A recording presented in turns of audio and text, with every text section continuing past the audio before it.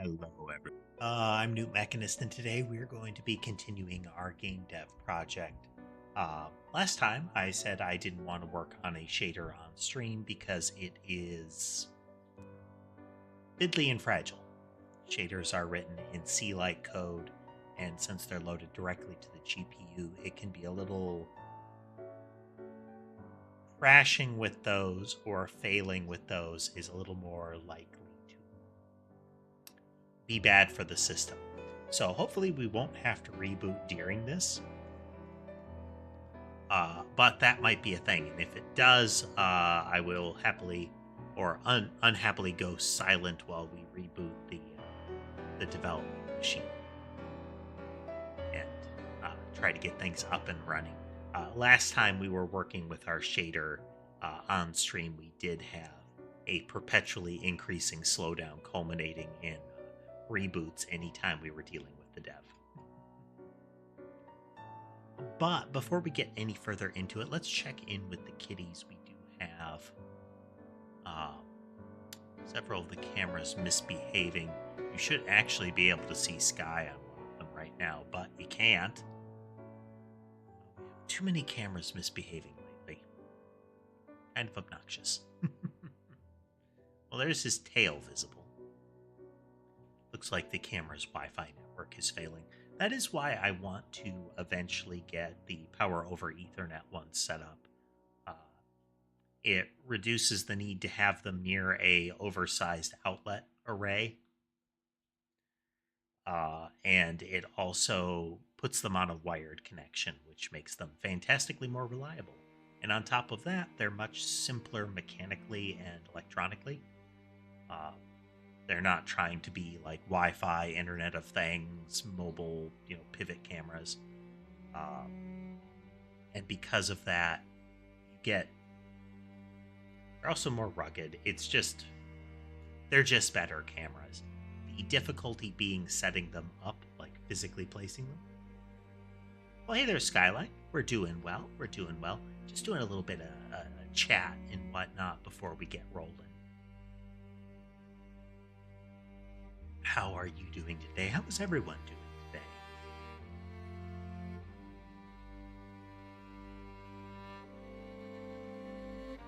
Let's see. Oh, but yes, it's one of these times. I want to get a throne set up. It's not an obligation, but it's just hard to justify trying to fund it up front. But I do want to get kind of a manual gantry set up for the cameras. Right now, I have a lot of posts with USB power cords running all over the place, and a Wi-Fi network, which I have mentioned is not terribly reliable for us. But if I could get that sort of gantry set up, I could get the Ethernet lines wired up, get them to a PoE and a corresponding router, and we'd be good. It would also give us some flexibility for getting the cameras repositioned. Right now, that can be an issue. Is getting them repositioned with any reliability. Amusingly, the window one and the bed camera, I'm less worried about that. I will need to figure out a way to make it so that that it's less fragile. But there is it's effectively a drop ceiling in there, and there are kind of standard clips that you can use for that kind of thing. I need to do it a little bit differently to spread the weight, since the PoE cameras are a little heavier.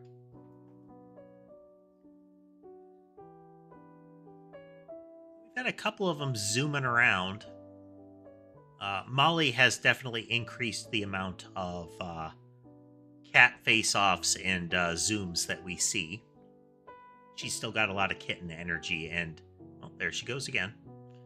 And she imposes that on others. Let's see, we got Ember in her favored spot.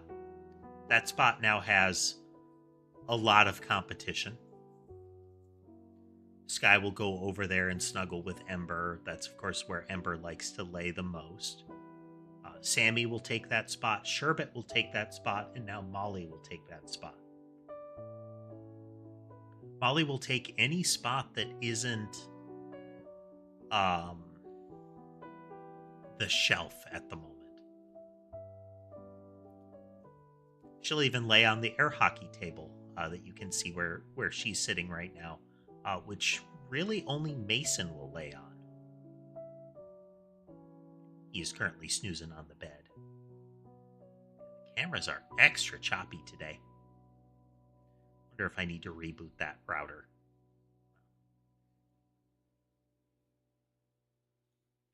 Or if, just per usual, the cameras are being flaky.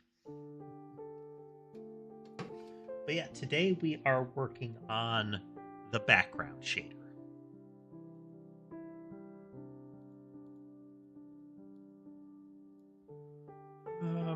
Here we go. Oop.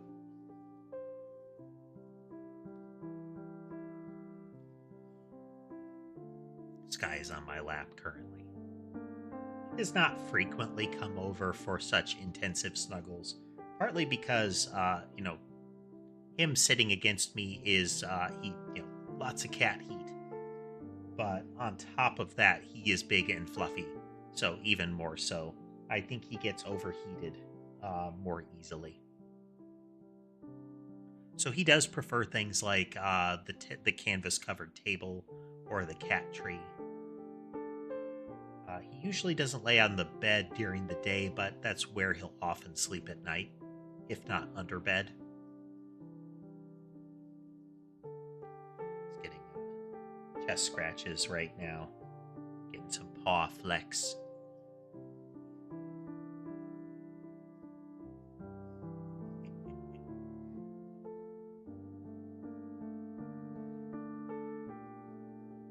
This guy is very cute when he's happy.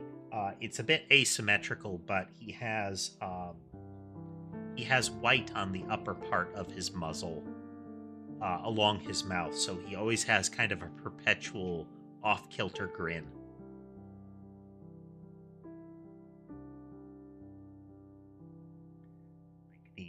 The right side of his muzzle has a bit more white to it, whereas the left side, it's just a line across the muzzle. So it looks like the right side is kind of upturned a little bit more.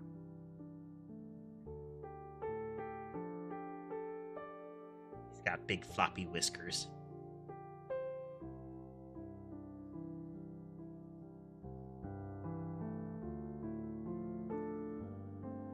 All right, let's see here.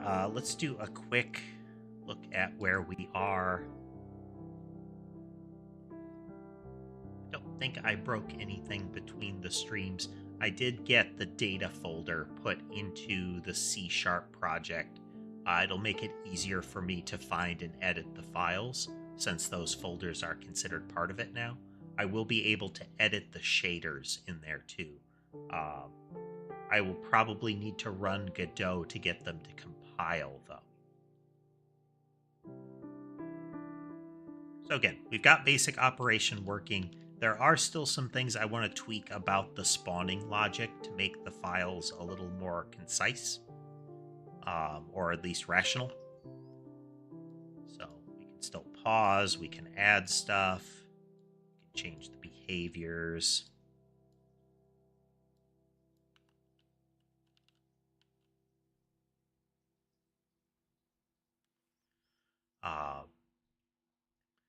We can get to about 4,000 objects before we get down to about 30 frames a second.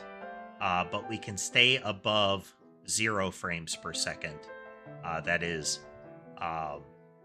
we can stay to a point where it's more frames than seconds, up through 24,000, which is our current maximum. It's kind of arbitrary. We can have more than that. But I choose not to, because if you can get up to 24,000, you're looking at generating more than 3 to the 6th projectiles at once at that point, every half second. it takes a lot. Like, this is only keeping about 500 things alive at a time, with plenty of blobs spawning. So if you're able to achieve this level of throughput, you kind of win, you know?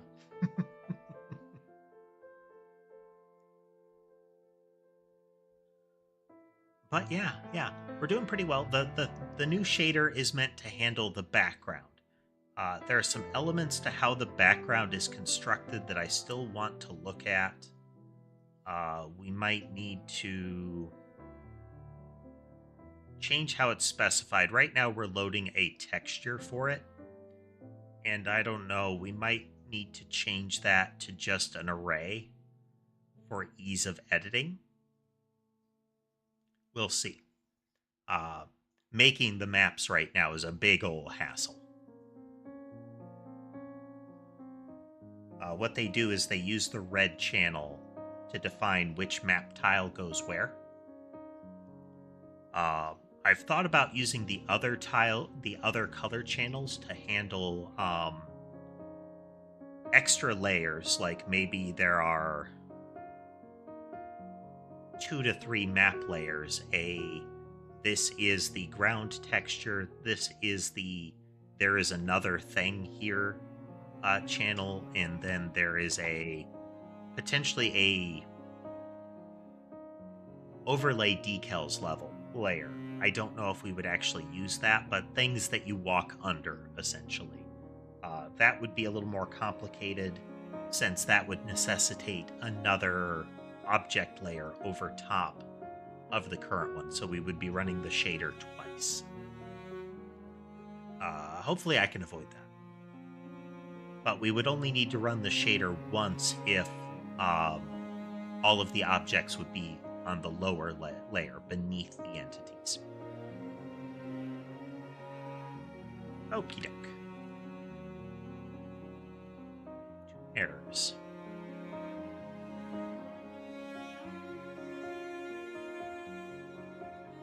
What were they?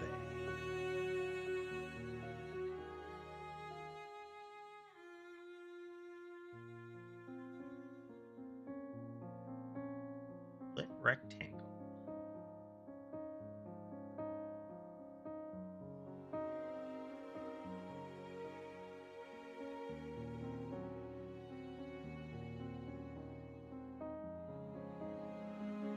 Format does not equal source format is true.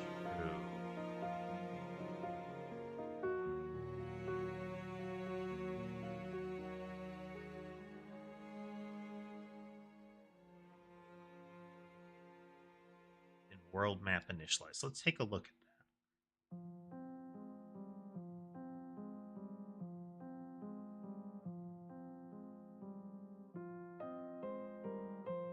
That would have been all the way down here.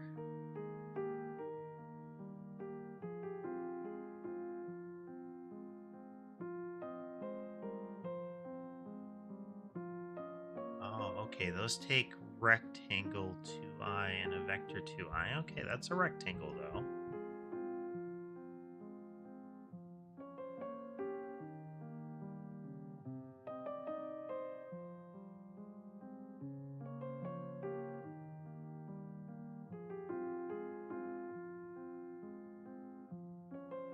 Molly will also still play with toys. I don't know if she's going to be the sort that continues to play with them.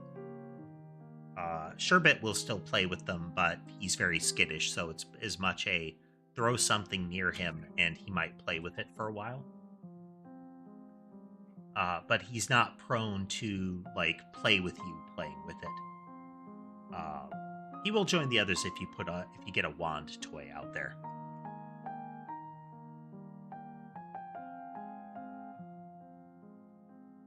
Molly was running around, so Sky hopped up to look around. Camera 1 is jamming like crazy today. Okay.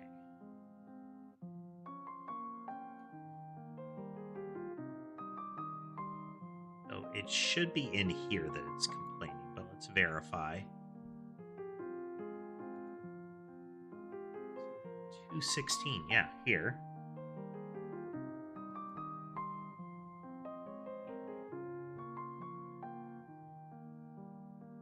And then in the call, within the call to blit rectangle,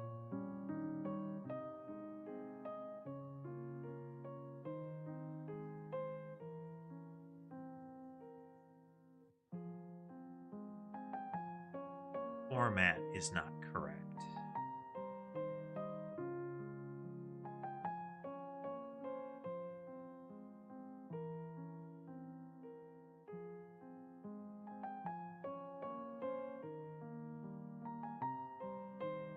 Might be in here that we're running into it.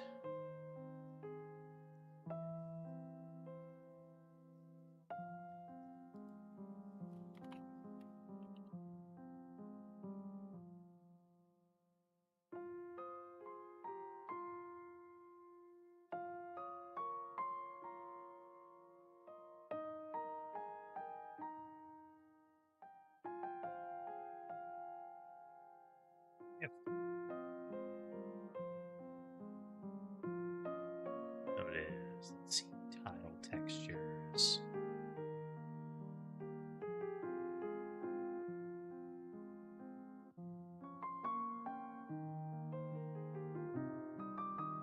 Greater than 0 if there is a tile texture. Texture is 0. Image.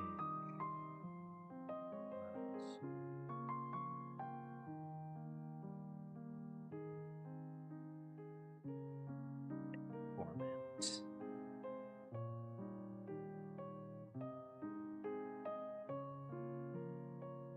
So if there's an image, we change the format, and then we're going to pass the image format in here. Is this what it was having a problem with? Pile, make sure nothing explodes.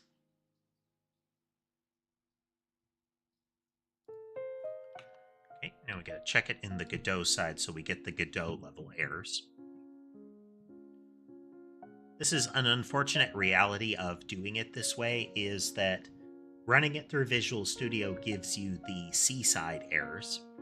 Running it through Godot gives you the Godot side errors. The Godot side errors, it tends to just kind of walk through them.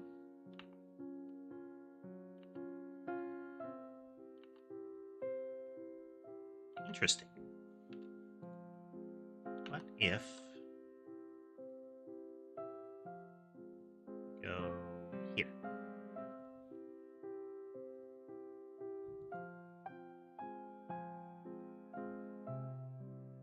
So image format is RGBAF.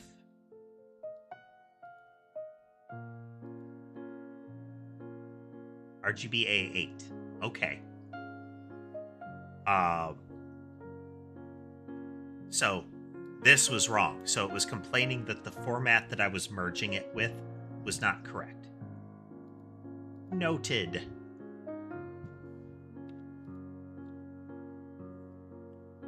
Okay, so now we have our tile texture. We are initialized. We're ready to go here. This gives us the atlas as soon as this comes into existence.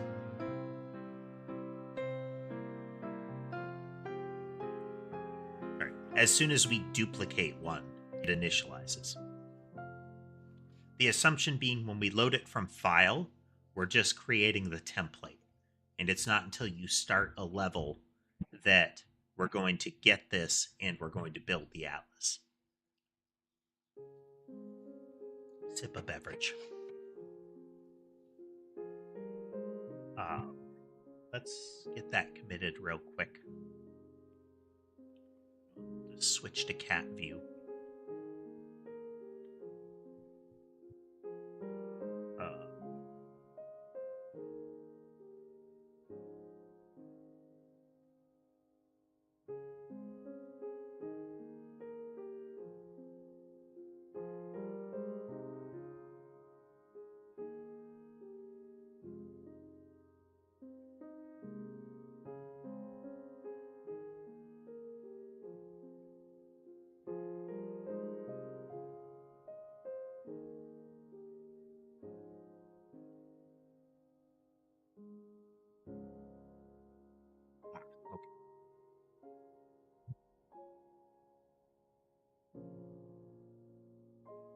Checking the changelog here, making sure that everything's right.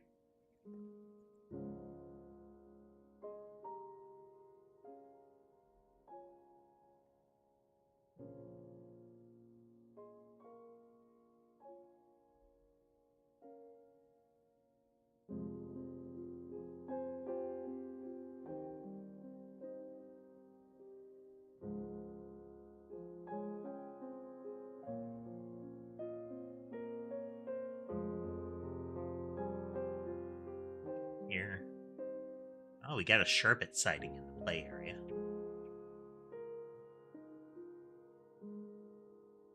Ah, man, the frame rate.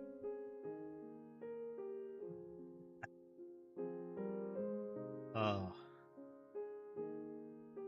Yeah, I want to get a gantry set up so I can start getting PoE cameras, so I can start replacing the Wi-Fi ones with that, but it's a process. It's a process.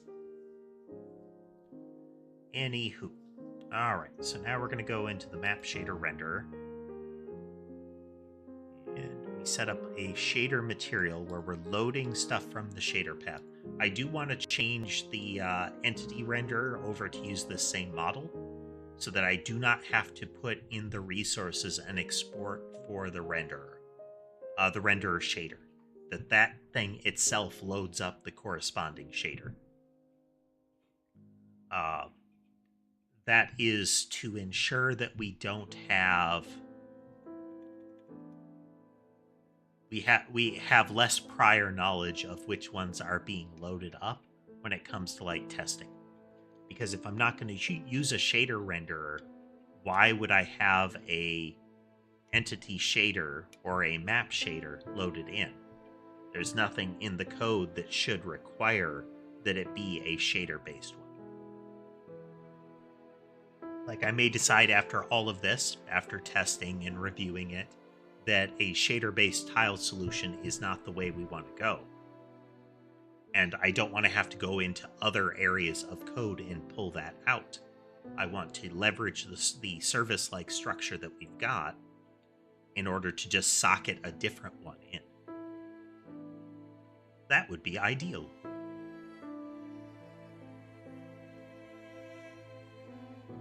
Okay.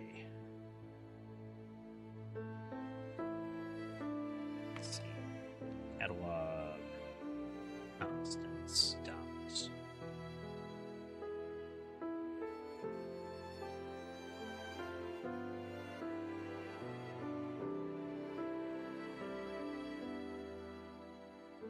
Put that in.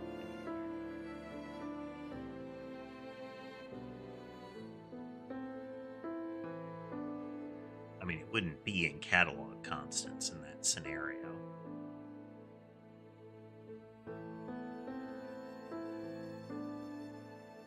It's kind of a game level thing as to what the constant would be. We'll put this here for now. I do need to make sure in the code that there is a recording of what the map scale is in similar, because I do need to know when we are transforming things, whether we're zoomed in or not.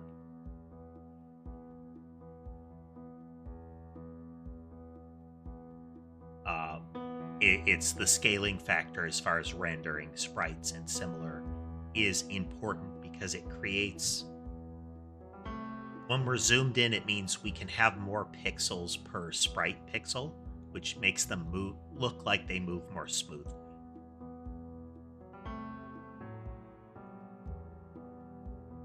That is, right now we're zoomed in 6x. Let me show you here. This is zoomed 6 times. 16 by 16 sprite on 1080p is pretty tiny normally. But we zoom in 6 times, which means that when things are moving, they're actually moving. Every pixel that they move is a 1/6 of that pixel in one dimension, you know. So it means that we have less jagged motion. You aren't twitching an entire pixel on the screen. if we are zoomed in.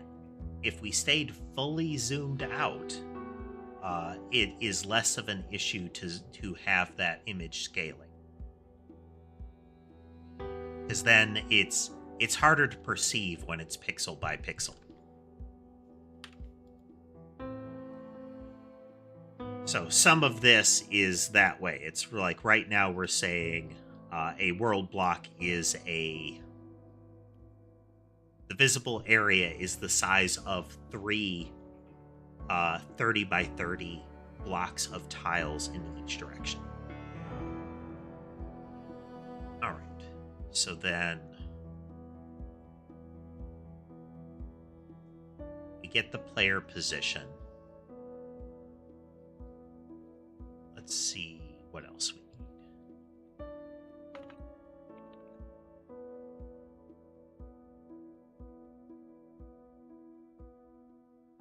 Protected. Protected.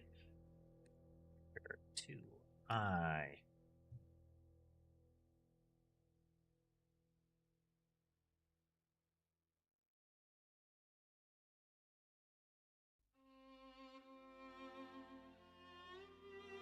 So we have the current square that we're working in. That is, let's call this block. So which 30 by 30 block are we currently standing in? Then from there, we can have we only need to calculate the texture when the current block is different. So when we calculate it, we compare it to the current block and find out which one it is.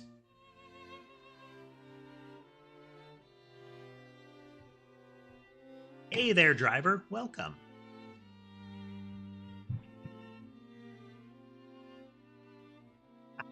It is afternoon for me here. Normal starting time is 4 p.m. for me. Again, someday I will get back into the rhythm of things enough that I will start trying to start sooner. I had been wanting to do that, but the schedule got thrown off wildly again. So until we can get our base schedule wrangled, we're not going to try to change the base schedule.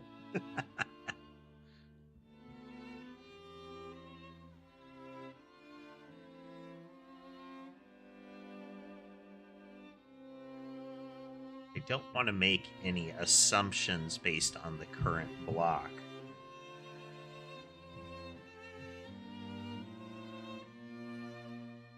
But this will happen every update. So we should still be fine. We should still be fine.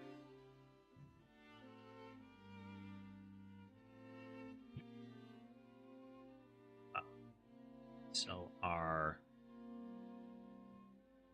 visible map texture in our world map. Visible map texture is the important one.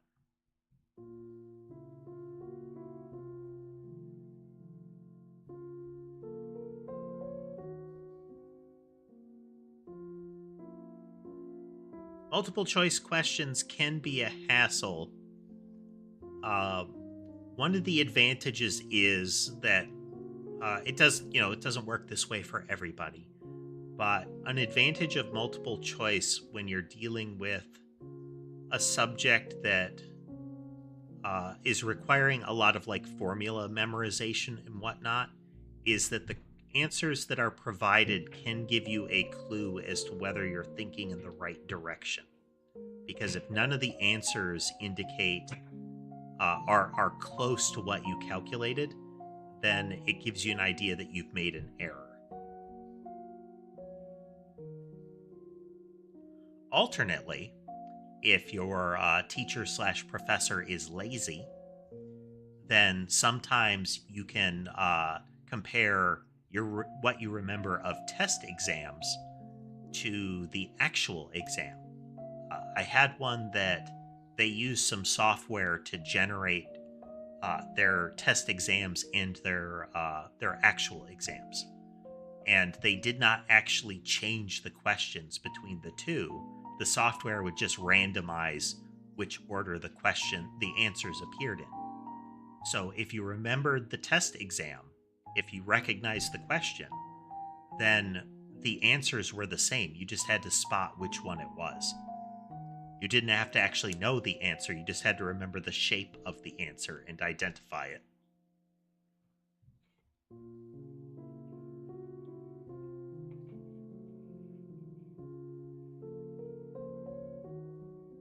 Okay, we need to get our visible area. So we know the block that we're looking for. So we should be able to get a rectangle from that texture.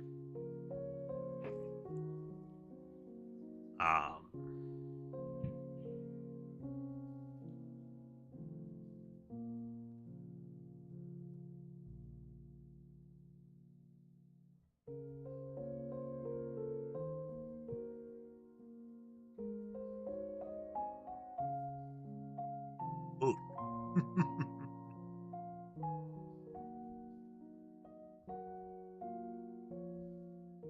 Okay, so it wasn't a they were lazy exam. That can be rough. That can be rough. Okay, how do we want to extract this? Let's see.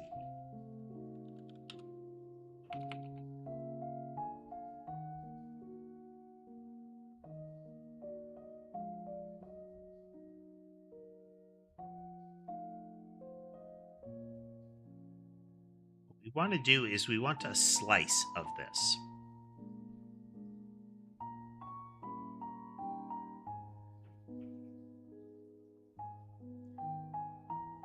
We know that 0, 0 is the upper left corner. So no matter what, if the block we are requesting would result in a request that is more left or more up than 0, 0, then we know that that is an empty block.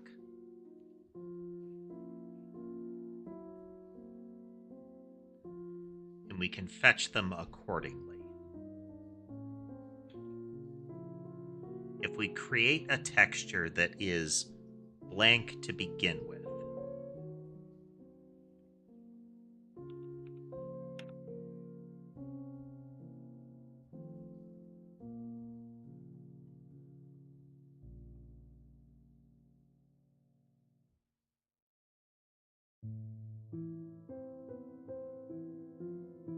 and we know its scale here,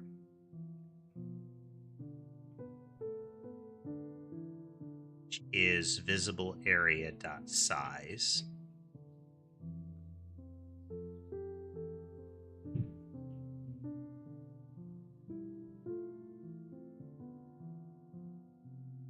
Visible dot area dot size is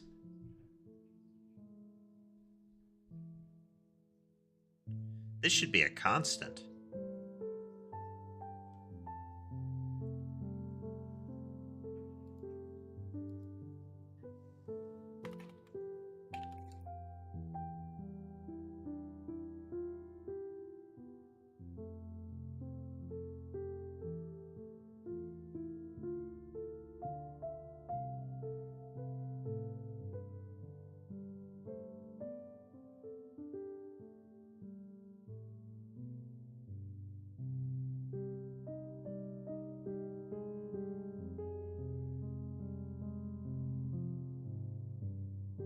Oh, no, it can't be a constant, though, because when we're initializing it, it changes.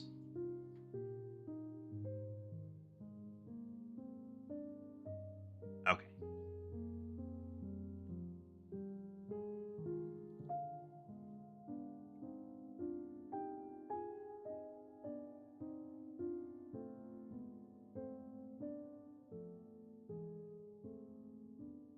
This is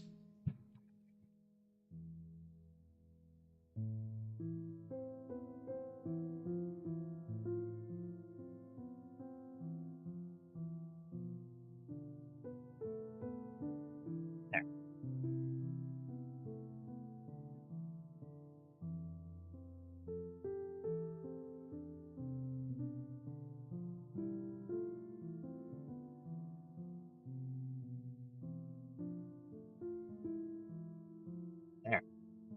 Fine. If it can't be a constant, it's a read-only static.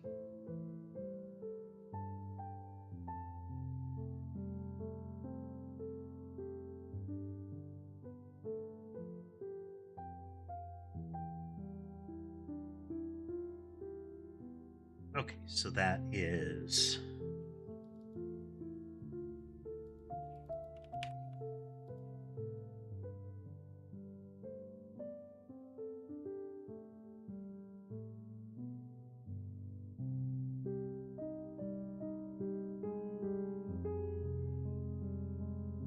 treat it as a constant.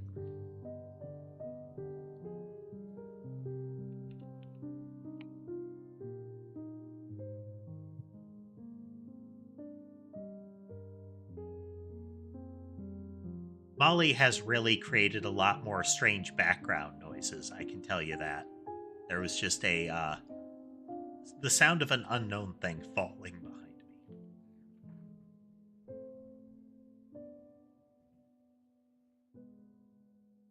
And I don't see evidence of what that thing was.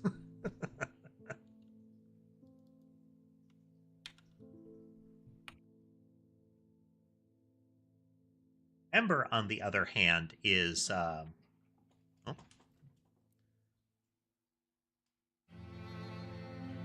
Sherbet is chasing Sammy around.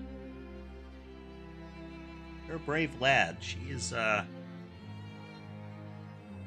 Sammy is mellow until she's not.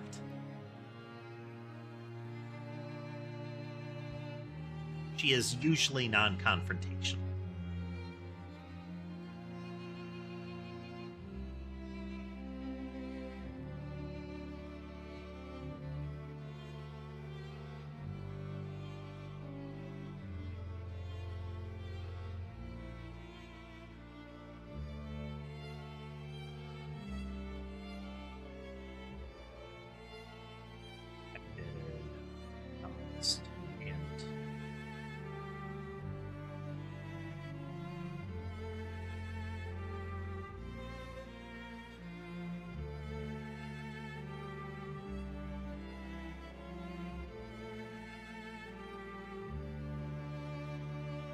Yeah.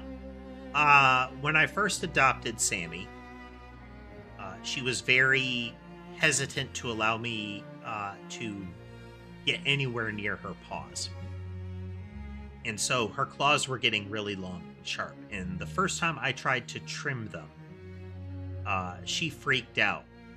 She had a lot of things to say about that. So she sliced me up from fingertips to elbow, and I had multiple punctures in my hand for a while. I was quite bandaged. But she's a little sweetheart now. She frequently comes over to lay on my lap.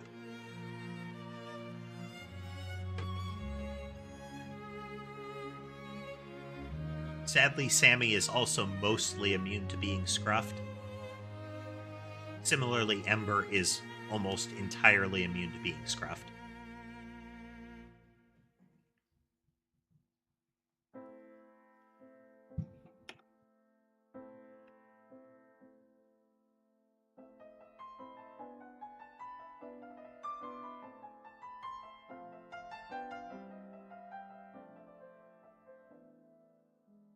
Okay, so extra blocks is how many blocks around the current one that we want to add.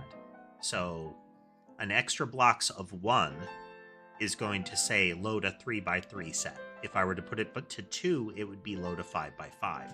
We're going to start with 1.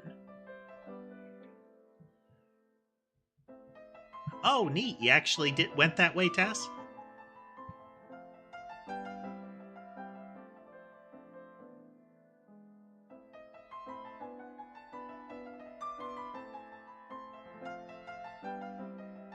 Hey there, Baileys. Welcome.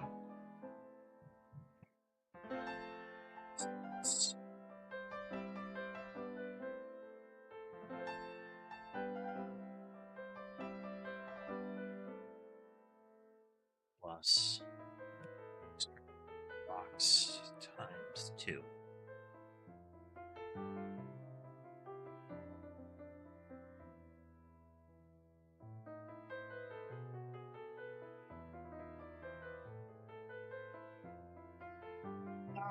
when when I have the opportunity to see the sky, um, I do like to gaze out on cloudy weather.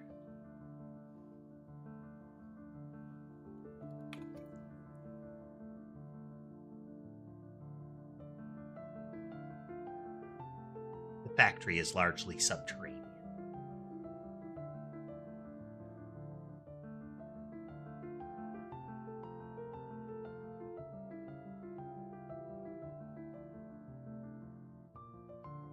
How's everyone doing?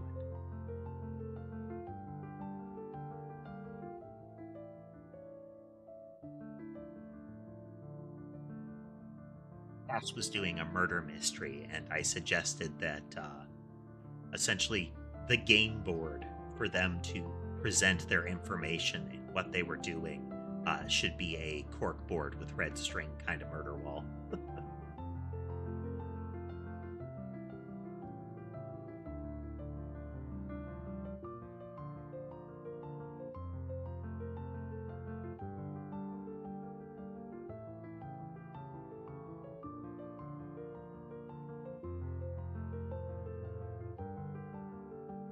Okay, so this is the visible area's size. We now have variables for that. So that tells us how many tiles to move.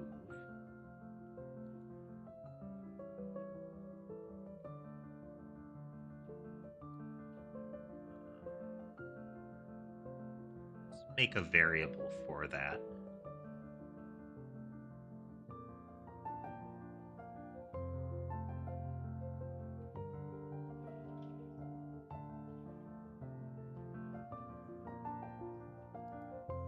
Shader material is, let's move this up.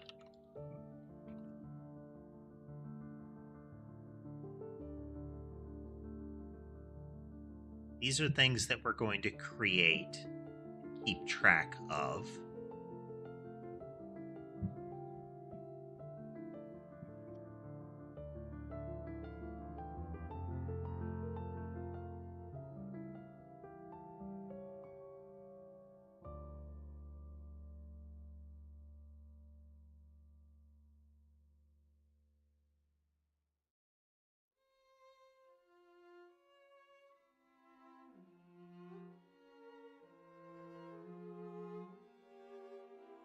So that's loaded up, and then this.add child visible area. All right. So when we initialize it, we're creating our shader material. We're setting the shader to the one that we load. We create the texture rectangle. We say it's always going to anchor to its upper left corner. So if I set the position of this rectangle to 0, 0, it will have the upper left corner at 0, 0, and based on the way the code is panning out, the lower right corner would then be 30, 30. Well, no, I'm sorry, 90, 90 in this particular case.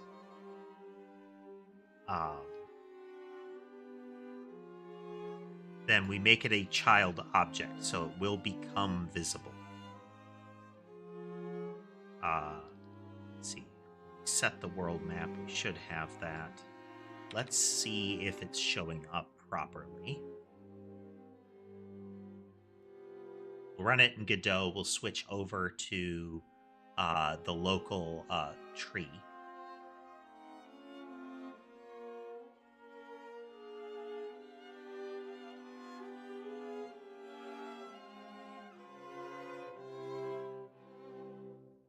Map render. Still has visible map, but there we go. Okay.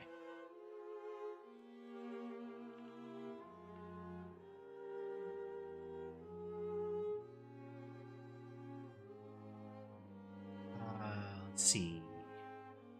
Map shader render scene doesn't need visible map anymore. And when we create this,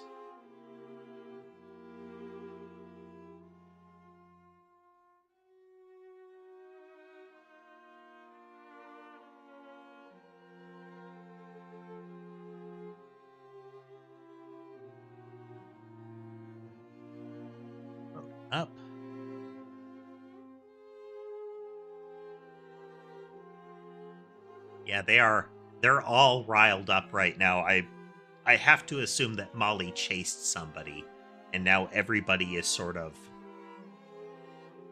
everybody has run through everybody else's zone of control, more or less.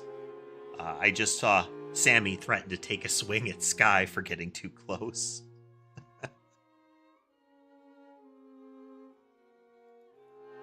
Switch over that. No, we're not.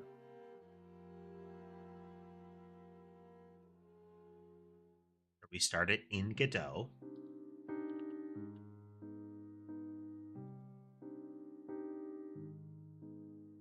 Visible map. Okay. Okay, it's loaded in. It has nothing in it currently.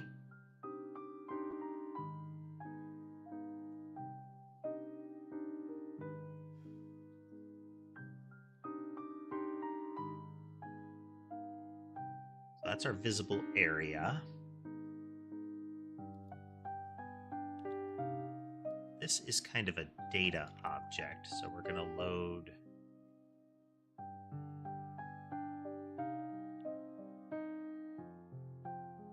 That's part of its inner workings. That should be up here with the others.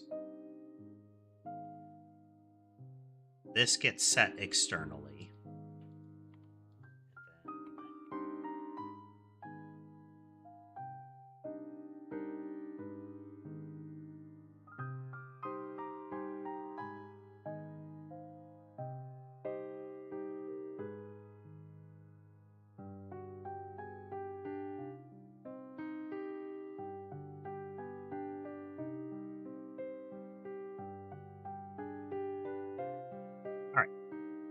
So current block, invisible area size. I like to organize them. That's why I'm fiddling around with this at the moment. Everything in its place, you know? So now when we're initializing it, we're going to say...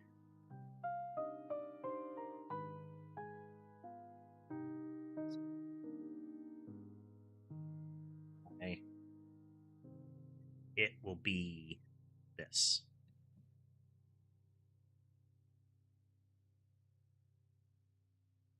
And when we're setting the size, this will be this as a vector 2.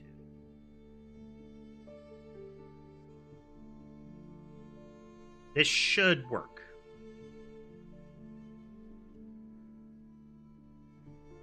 Because this wants a size in float, since it's doing that in world space. But our actual size is in pixels. Oh. Times 16.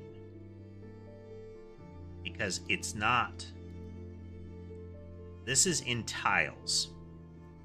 So we've calculated the number of tiles. This is the number of blocks.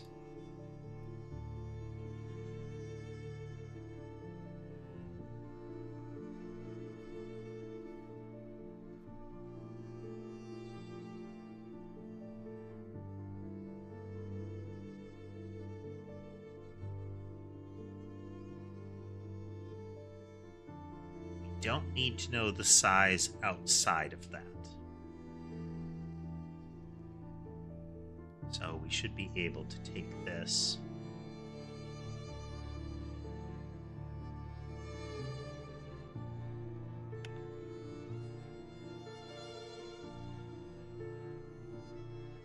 This is another constant that I need to put somewhere.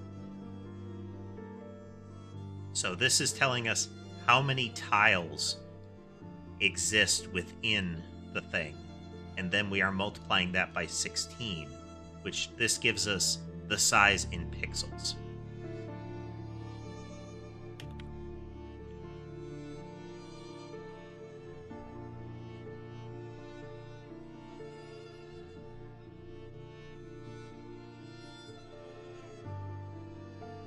Which also we can use when translating it over to which block we're in. Okay?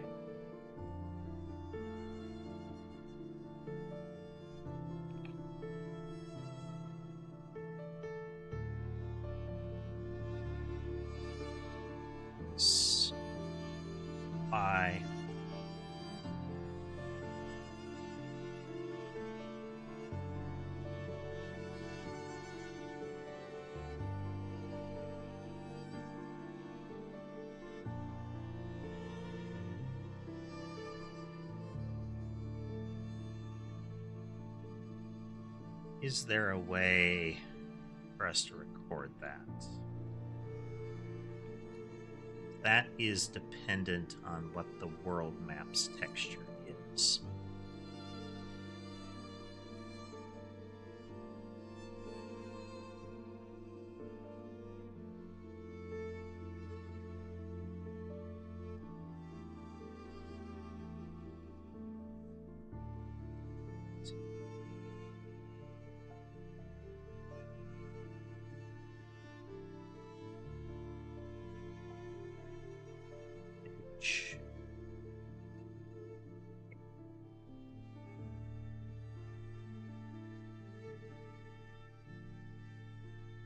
It's the world map texture that we care about for this. Okay.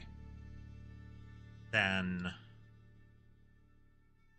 so we are creating a block that is 3 by 3 that encompasses the entirety of, we're creating 3 blocks side by side. 9 blocks in a 3 by 3 grid. The center of which is going to be our current square.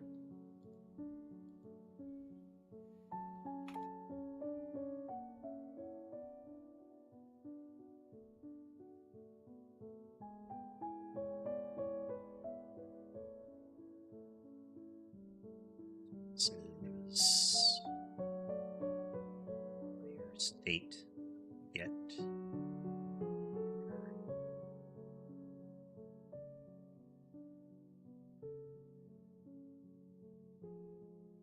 The position of the node.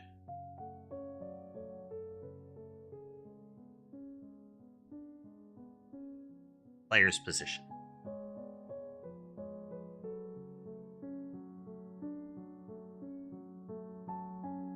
Oh, I already did that.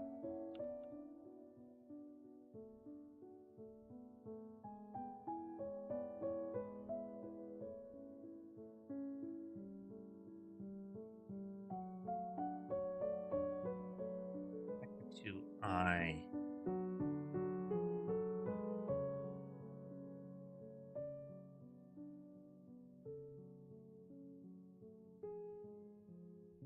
Equal to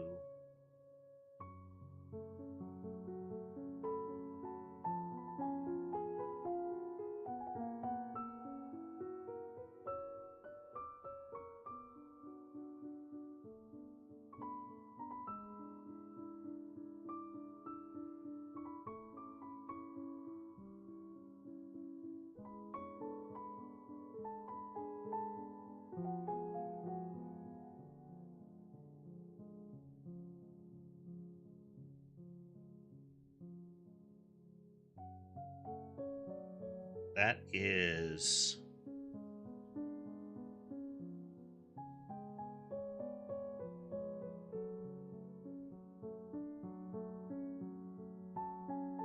new vector to I. All right, what we're doing is we're translating the player's position into kind of a grid space here.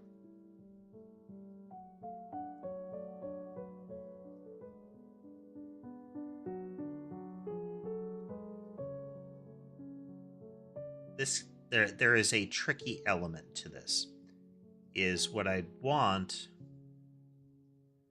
is to be able to say player position dot x divided by visible area.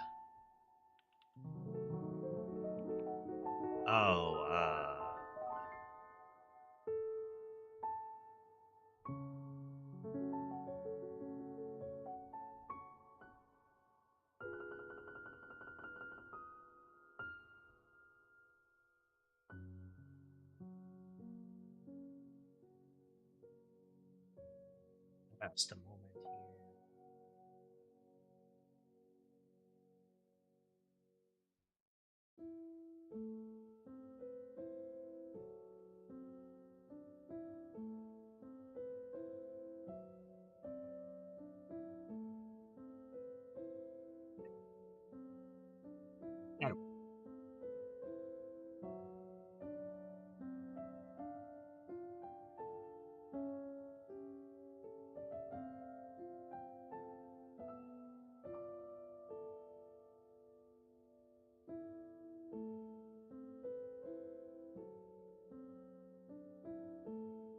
I'm going to need a global for the size of a tile.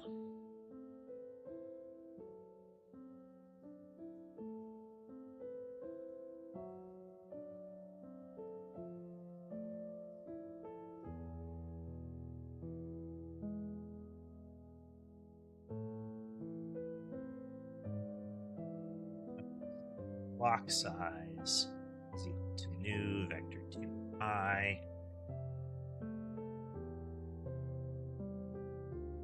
That is world map tile width, like that.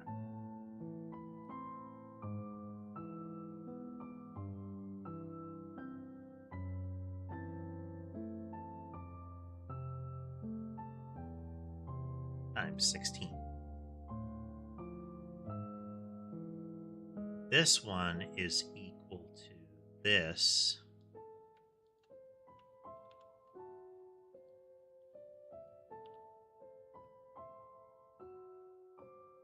times 3.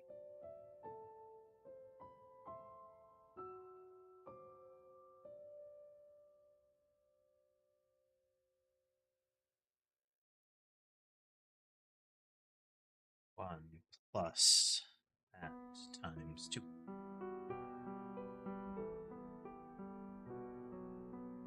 So this is how big a block is. We need this for this calculation. So what I would want to be able to do is say block size dot x here. And then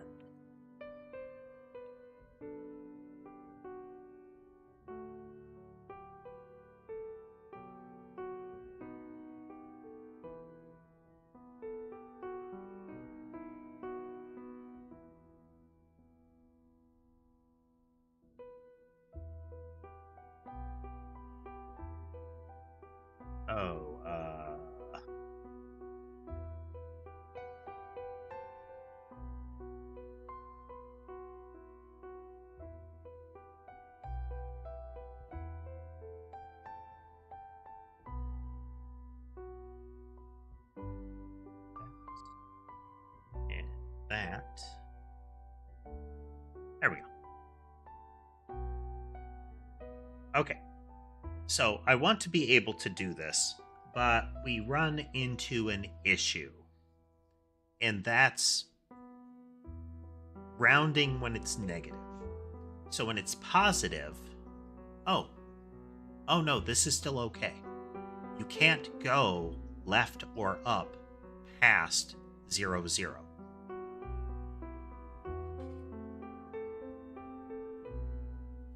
Zero, zero. Oh, but wait. No, you can. You can.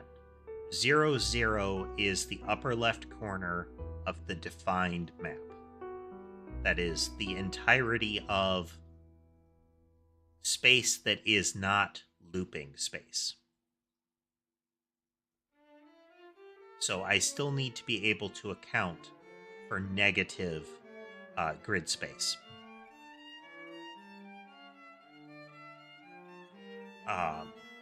So let's say I have a block size of, let's call it 30, but it's 30 times 16, but 30. If I'm going in the positive direction, then we could do some adjusted logic. We'll get to that in a moment. But if I'm going positive, then if my position is 1, and I divide that by 30 and render it into an int, then I get 0. I'm in block 0. 1, 1 is in block 0 because it rounds to 0. We truncate the decimal by forcing it into an int. But if, say, I'm negative 1, and I did the same thing, it would be 0. And I'm not in block 0. I'm in the block 1 to the left of block 0. We could translate this out by saying if I am less than 1, I subtract, if I'm less than 0, I subtract the size of a block from the position. But even that won't actually work.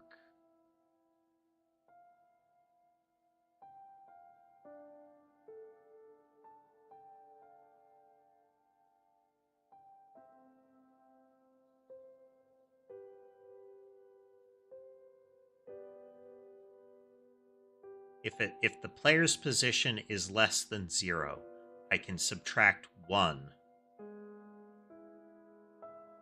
from the resultant value in each space. So when I get the player block, if each player, okay,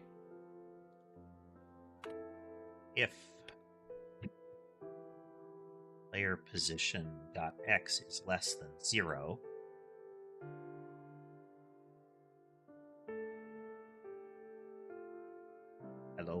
hello Ember.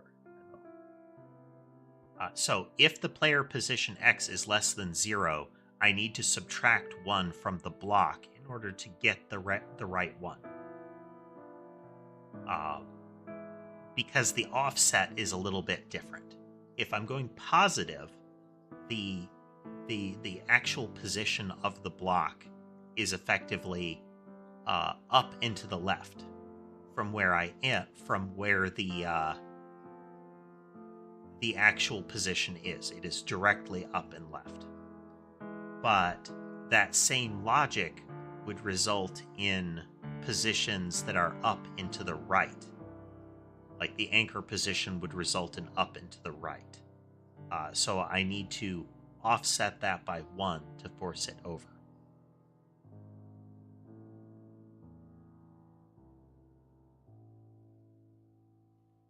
So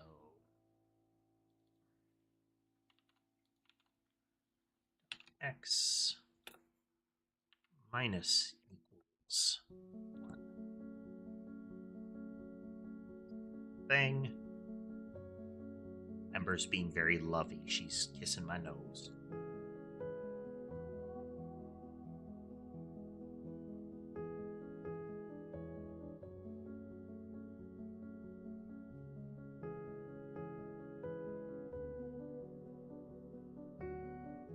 Purring away. Molly passing through bed cam. Hey there, Laura.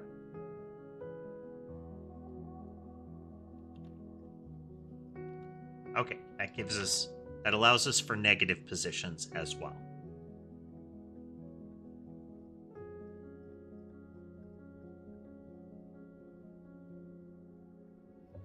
We will have to handle blocks that are in negative space differently. Because if they're in negative space, we are pulling from different rendering areas. So I will have to get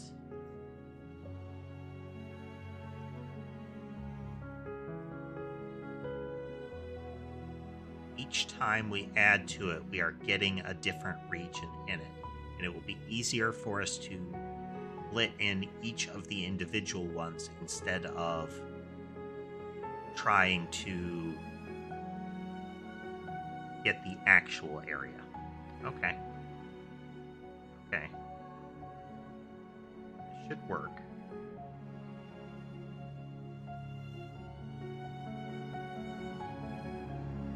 I wonder what will happen. Well, we're going to find out. We're going to find out.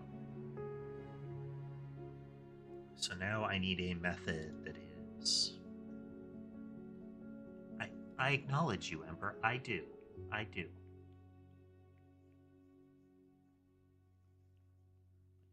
You need to make up your mind as to where you're going to sit. You need to make up your mind.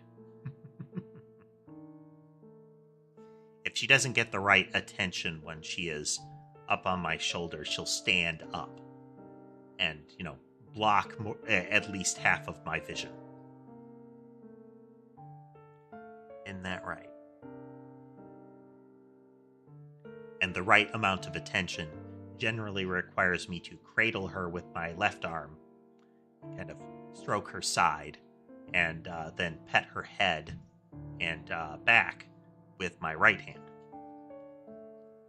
Stopping for very long, she'll start to get annoyed. So I acknowledge you.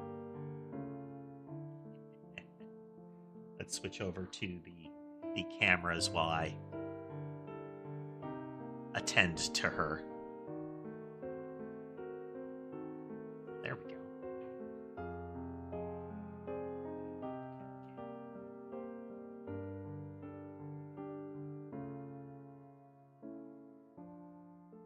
Can't tell what she's looking at because she's slightly off camera.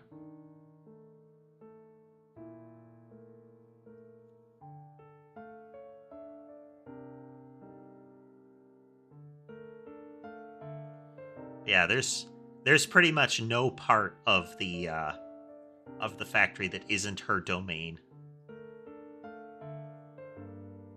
I think the only reason that there are particular spots that she hasn't decided to make use of is that she hasn't really noticed that the shelf is a spot that she could use.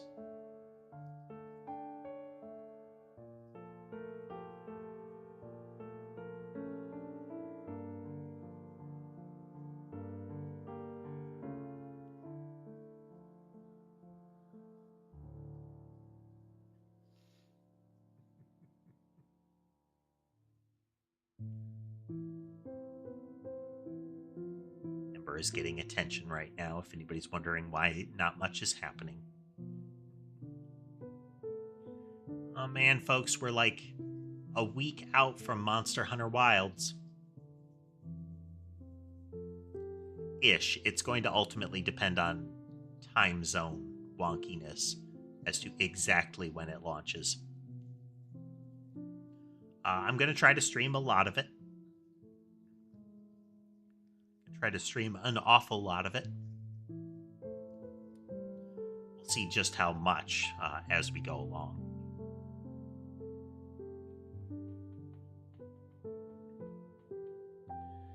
Man, am I actually going to have to put effort into thumbnails again? I think once there's more visual variety in the game code, or in the state of the game, we'll probably see some new thumbnails for the game too.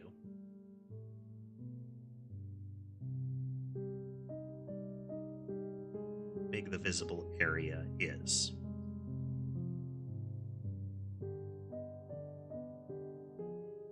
But we're going to do visible map texture.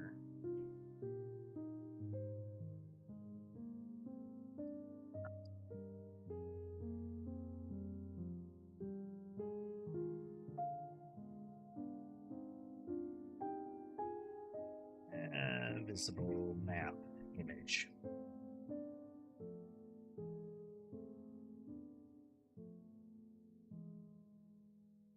Okay, then for each one, we need a...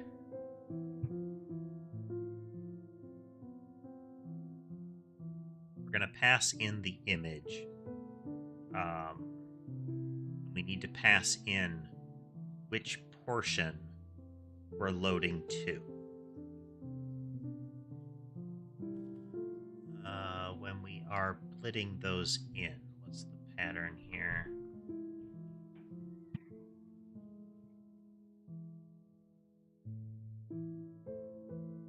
The source rectangle and where we put it. Okay.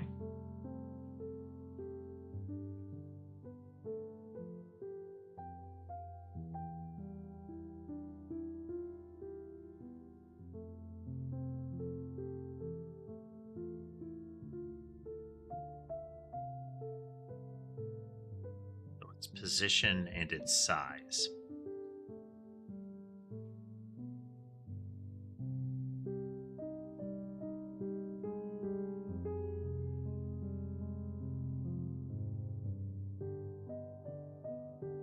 Okay, so its size is a block size. And its position is going to be a translation.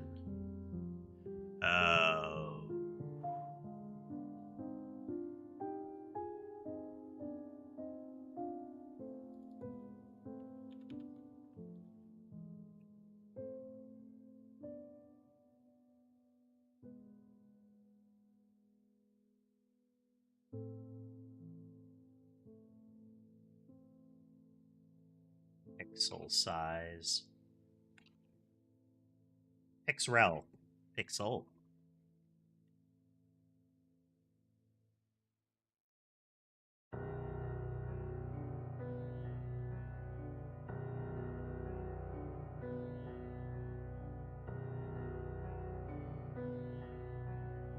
Tile size.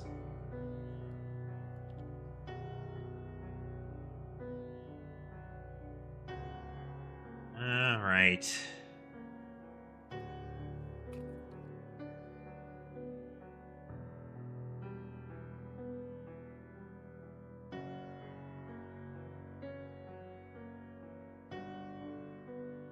Ah.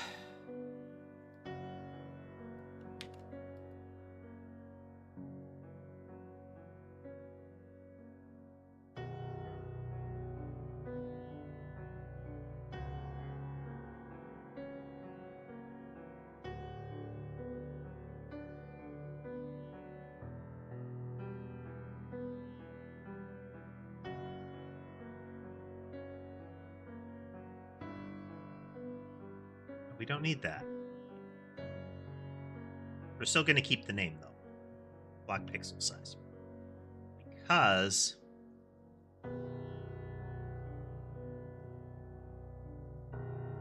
we have visible tiles. That's the tile size that's relevant here. Because when we're saying visible area size, this is in pixels. But when we are getting it from the map, for the visible map image, it is not visible area size.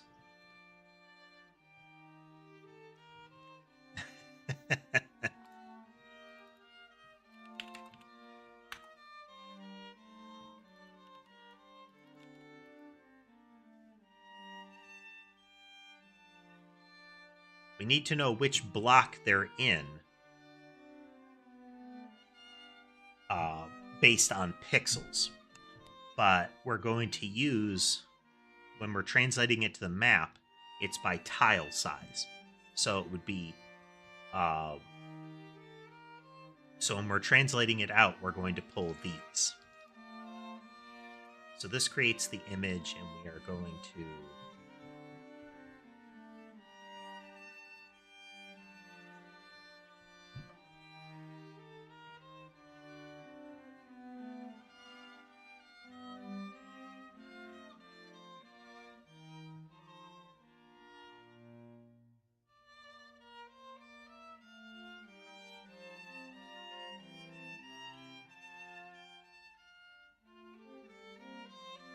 add a map block. We've got a vector 2i.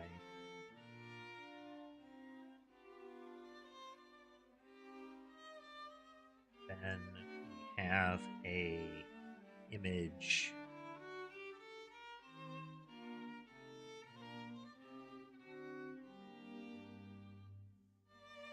So we've created an empty image here. And what we receive is that we are going to, let's change the order around that. This is the image we're going to add that block to.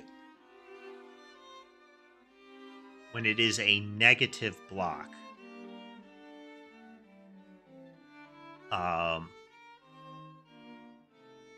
or a block that exceeds the size of a map,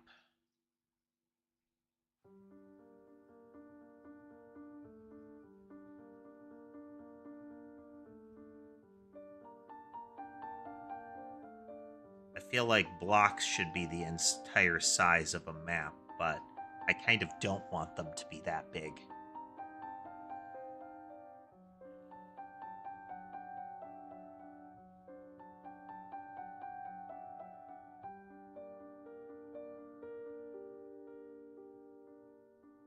So if we know which block, we know how many tiles we have moved.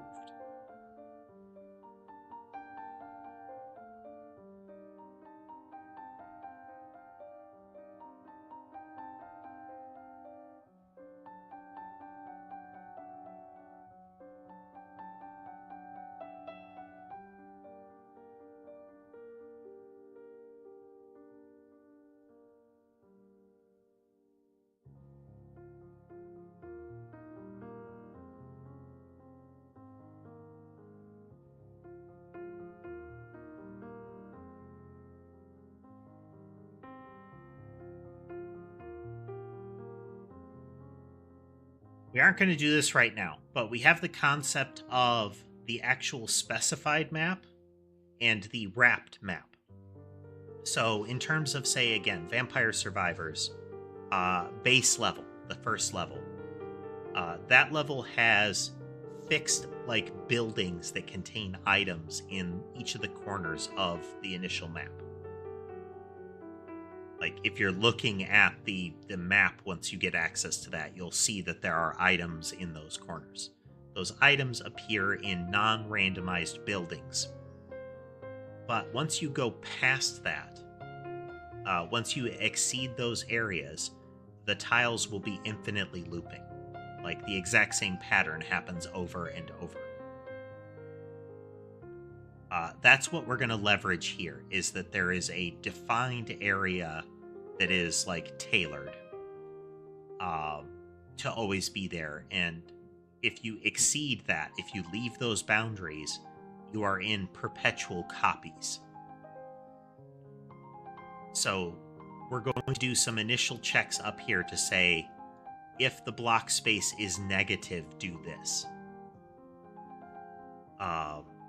And translate it over. So if it's negative, we are going to put it at the edge of the other block.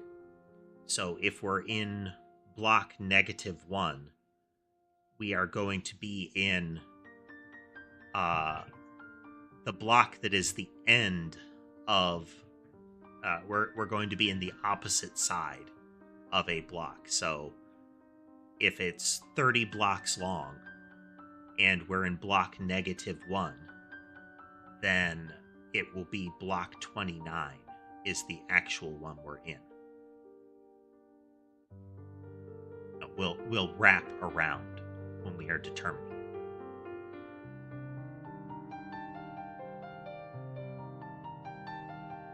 it. So texture 2D.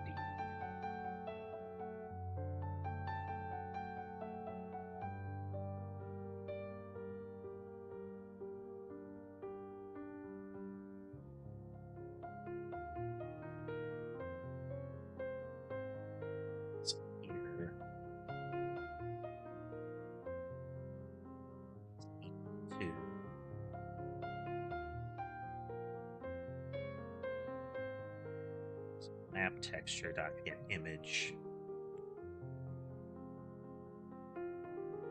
We're short-circuiting this for now because we don't have any reason to check.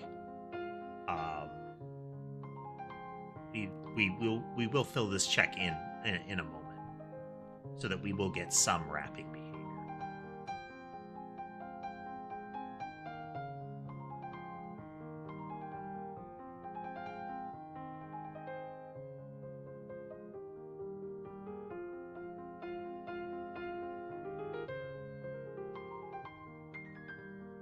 Alright, so we now need a rectangle.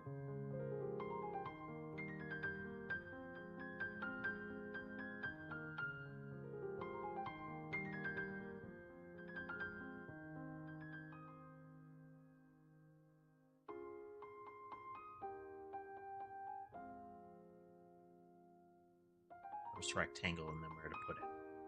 Okay.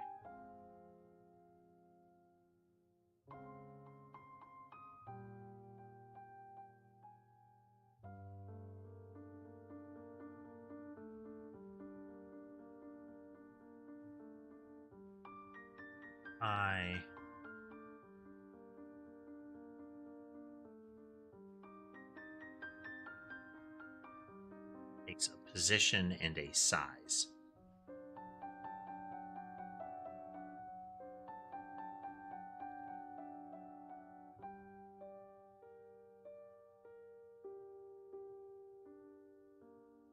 And this will always be in positive space because we're going to translate it here.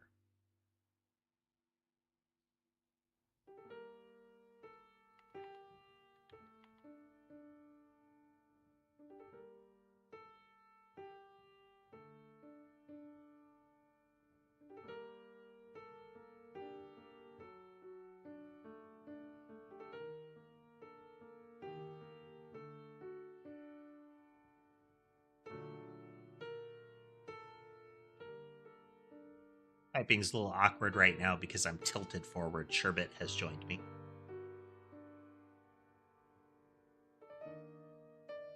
Molly is too close to both the spots that he would like to nap by himself. Usually he would be in the little hut. Molly will go in there. Sometimes he'd be up on the top of it. Molly will go there. But her presence, she kind of chases Sherbet around. So it might be that he's over here for comfort pets.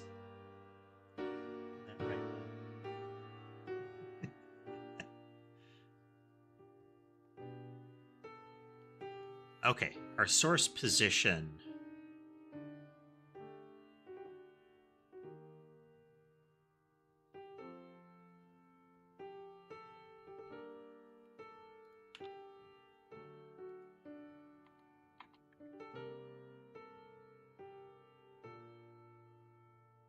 If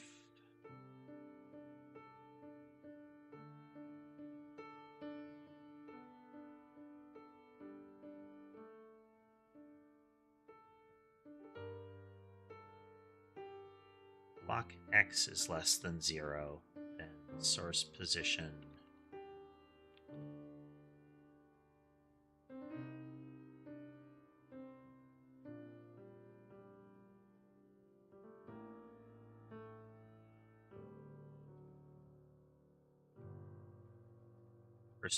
First we do this. So if that, then source position dot x is equal to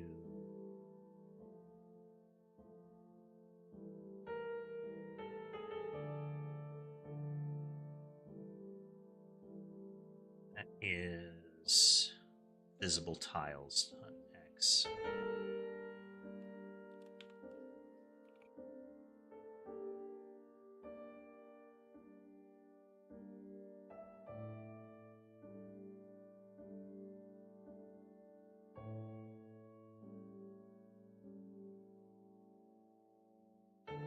Okay, so if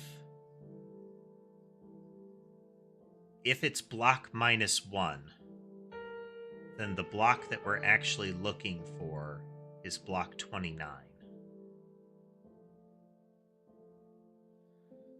That's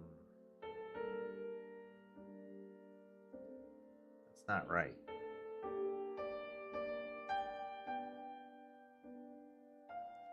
The position is not, it's not in blocks.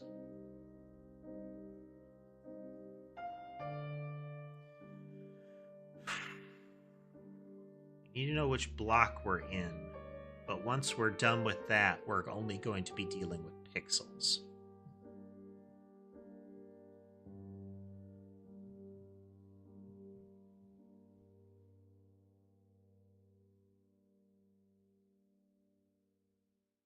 Block pixel size.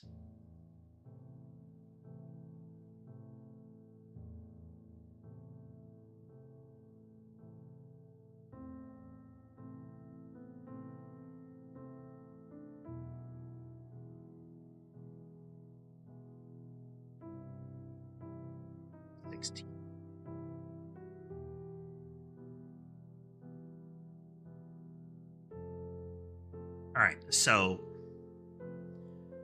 again, we're finding out which pixels. This is in tiles. It's in tiles.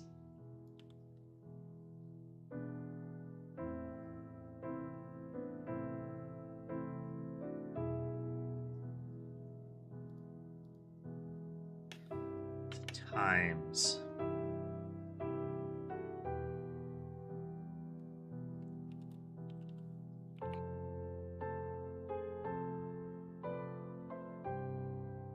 So this is block size in tiles. Okay.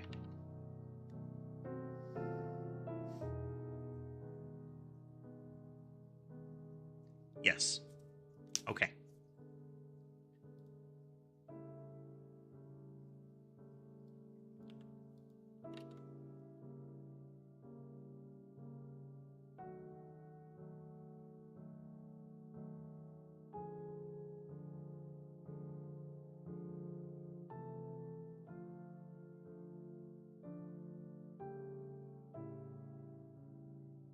remember, it should be x times x and y times y. Okay.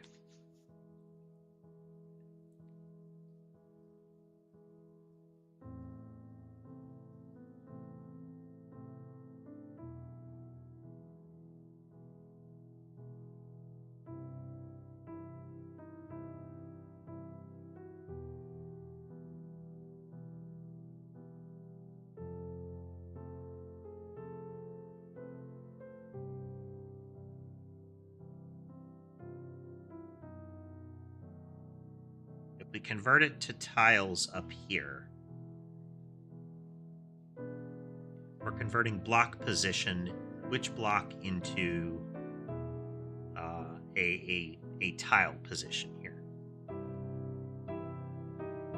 which will be our position in the texture.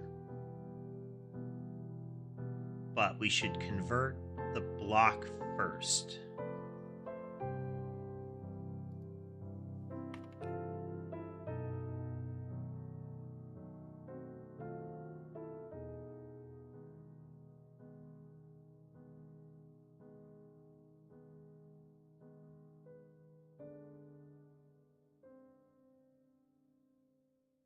Right there.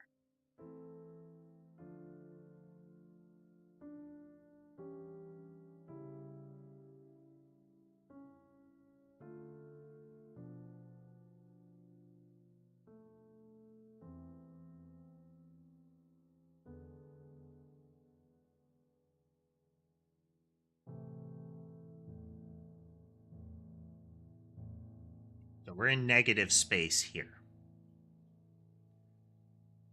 Then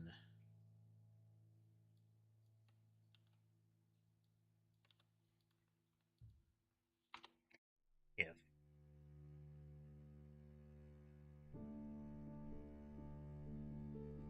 source block dot x is greater than or equal to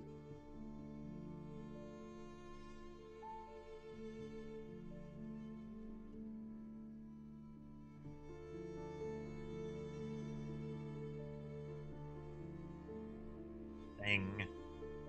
These are not in pixels yet, they are in blocks still.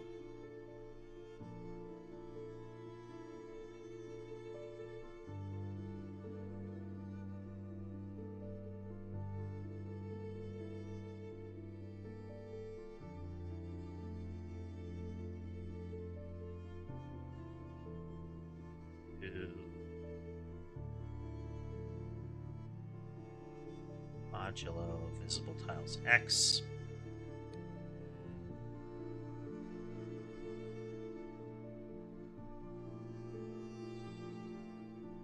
Same thing for y. And what are we doing here?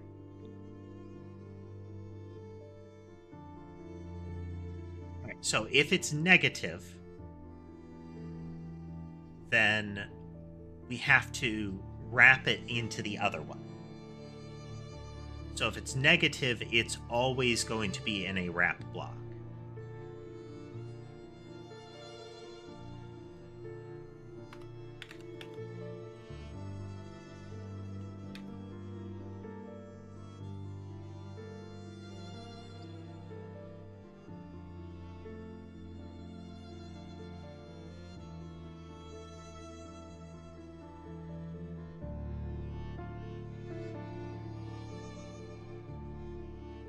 It's kind of messy, but it's what we're doing. It's not the right.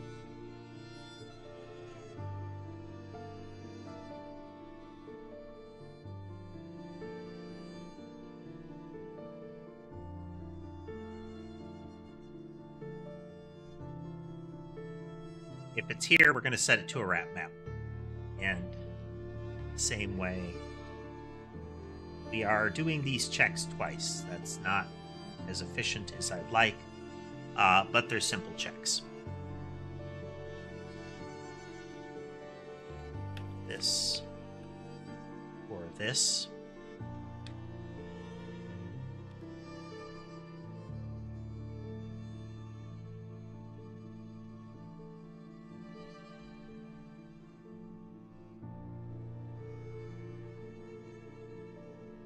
Can there be overlap here? Yes. So we might set it to the wrap map twice. That's not a problem. But if either of them is negative, we're going to correct for negative, and we're going to set it to the wrapping map. If either of them exceed the boundary, then what we're going to do is find out. We're essentially going to offset it. So if it is past the boundary by 2 tiles, that would be essentially block 1 afterwards. So if I'm past the boundary by 1, we're going to treat it as block 1 in the wrapping tile. And we can have both. We could be past the boundary to the right and past the boundary up. And we'll still get the wrapping map here.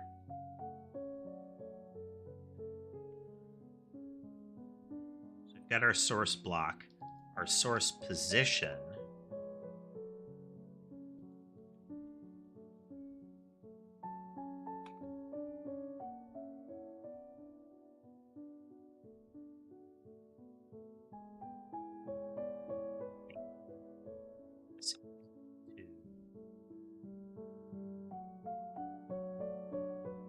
Block times 16, which is the tile size. That's our block. We've translated source block. This is in chunks of tiles, though.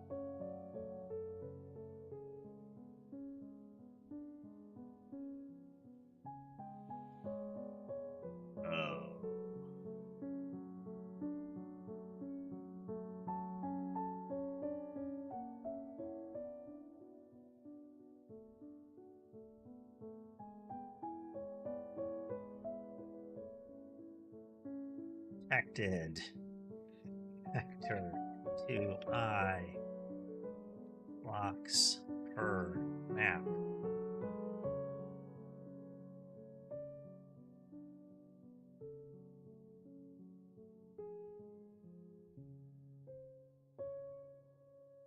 Read only static.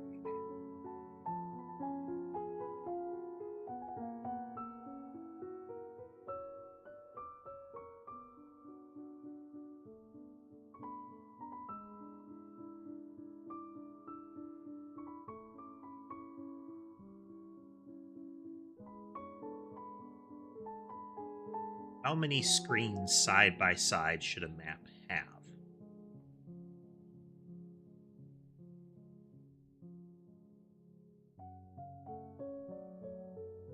Let's say 10.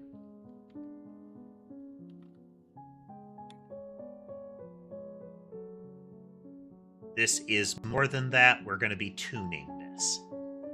The size in tiles that we'll be using is going to be tuned.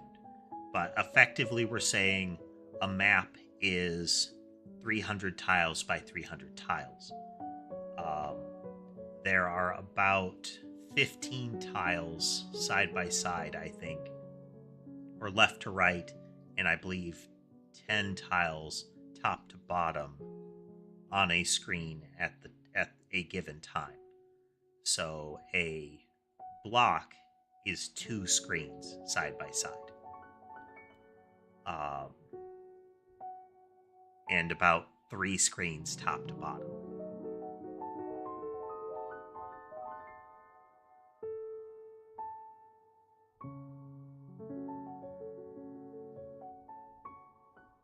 Which would make the map 20 screens wide.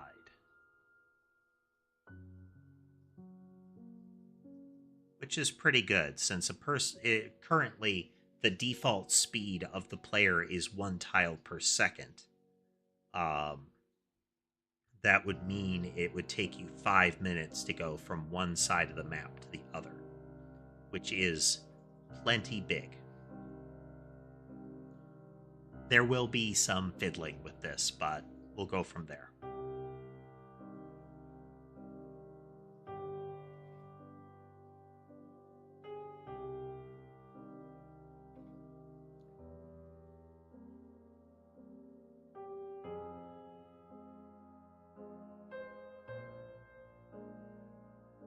Hey, Sky.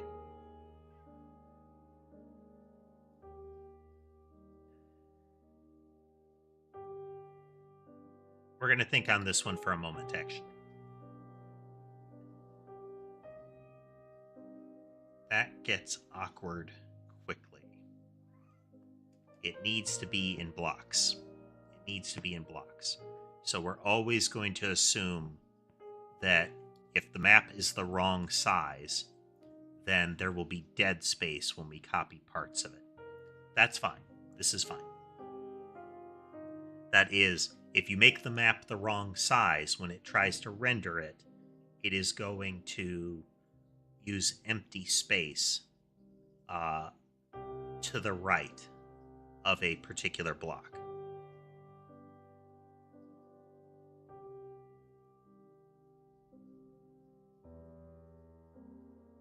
So this is, again, we need to be very decisive on how big a map is.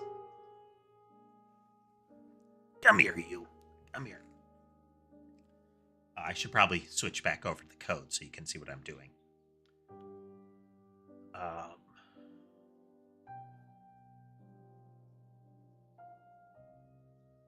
So this is blocks per map. It's blocks per map that we're interested in. So again, source block.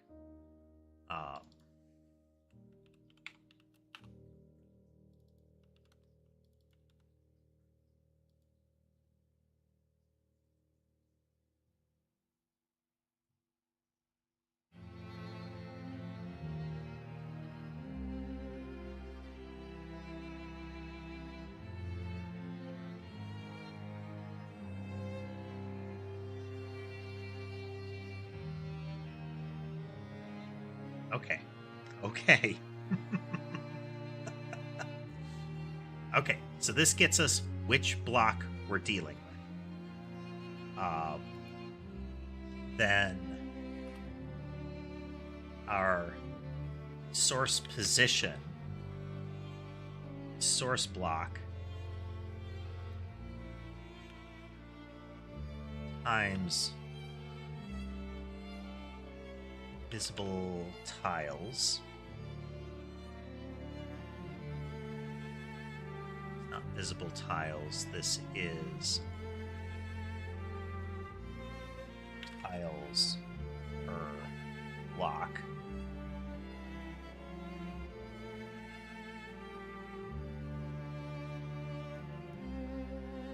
Times 16. So this is in pixels. No, not times 16. This is now in tiles, which is relevant.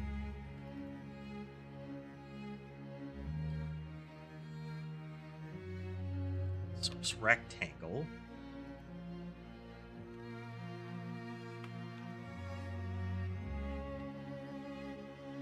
Position is equal to source position. Source rectangle dot size is equal to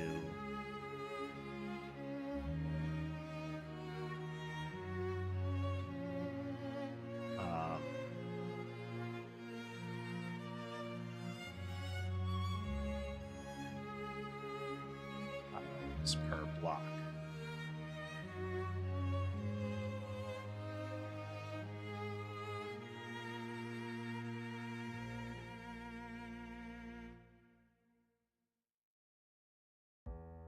Yes. Okay.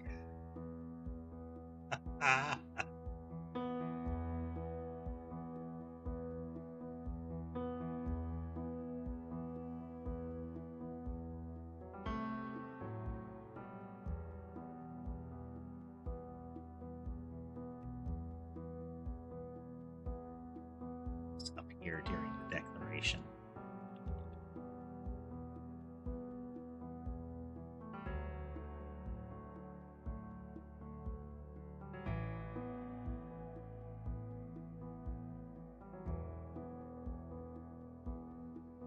Source image.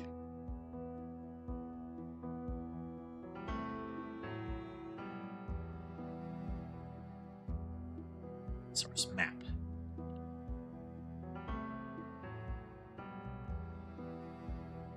So by default, we're setting it to the visible map texture image. And then we'll use the wrapping map image if we hit one of those. For now, we won't. Then our position in tiles. Once we identify the block, we multiply it by tiles per block to get the position in blocks. And then our size is tiles per block.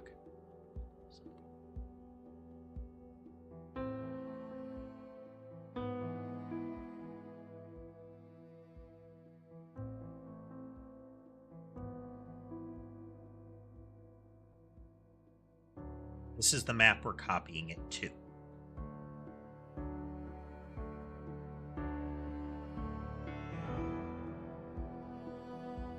And we're going to copy it to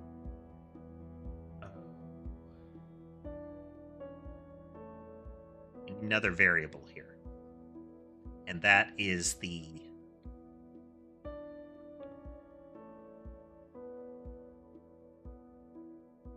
destination to copy to.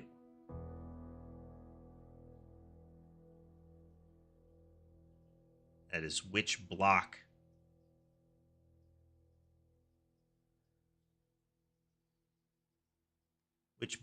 position we're copying it to in the destination map, which is one of 9 positions. There are 9 known positions.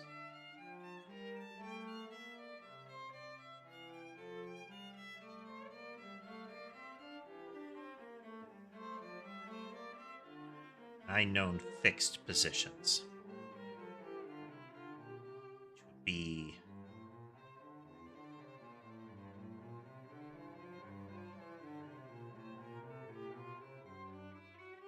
when we split the textures again. Let's look at that world map. This is where to put it. Okay, it is a vector 2i as to where to position it.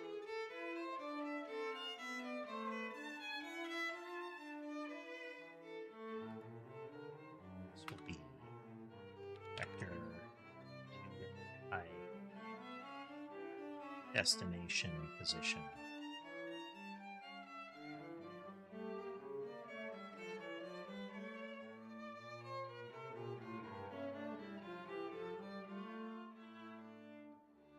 Map.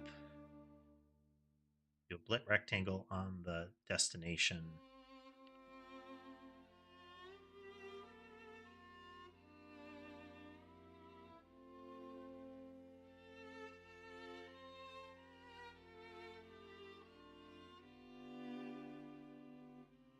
Map, source rectangle,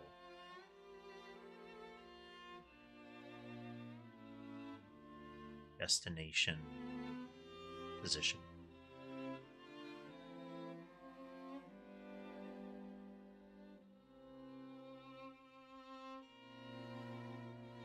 Destination position will be one of 3. Okay.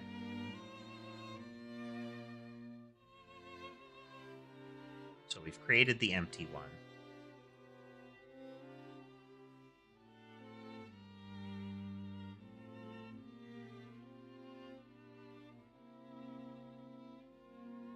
I is less than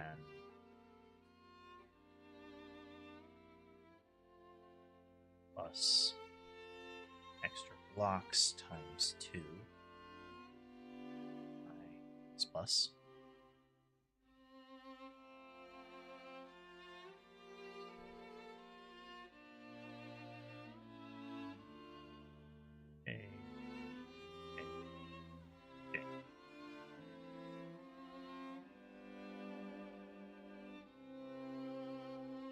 Okay, so we're going to iterate over this in 2 dimensions because we want to fill a 3x3.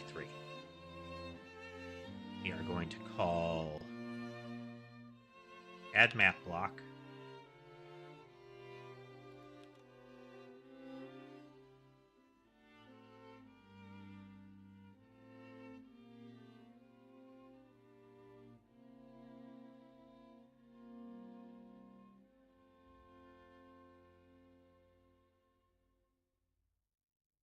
extra blocks is creating math I don't want to create here.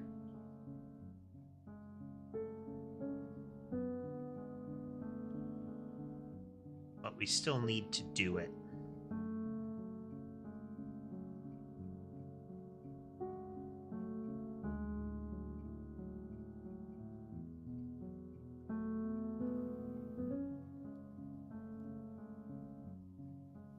This is -1 times extra blocks.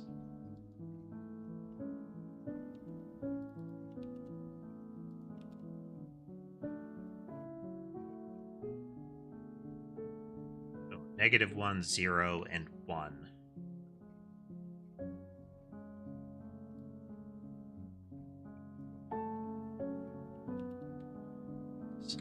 Less than or equal to.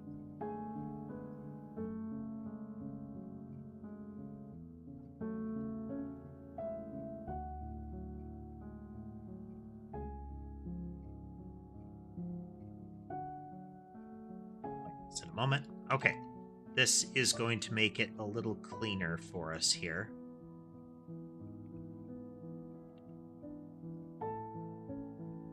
So we're determining which block to work with, like which position to work with.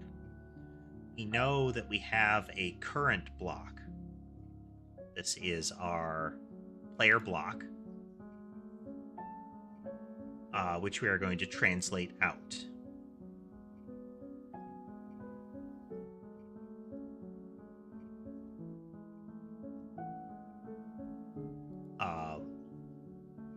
For each of these, we are going to apply this to the position here.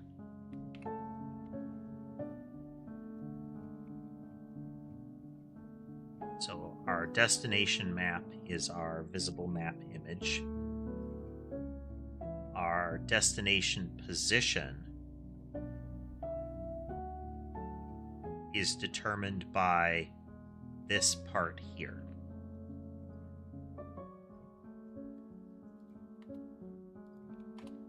This is a new vector2i.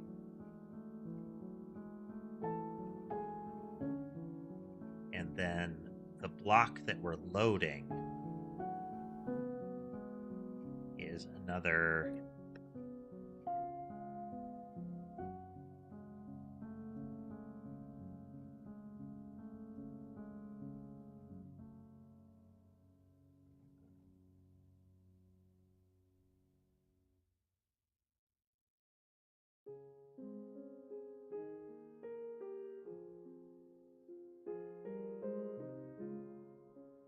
So when we're loading it, it's always going to be I plus extra blocks, J plus extra blocks. So our destination is always going to be in terms of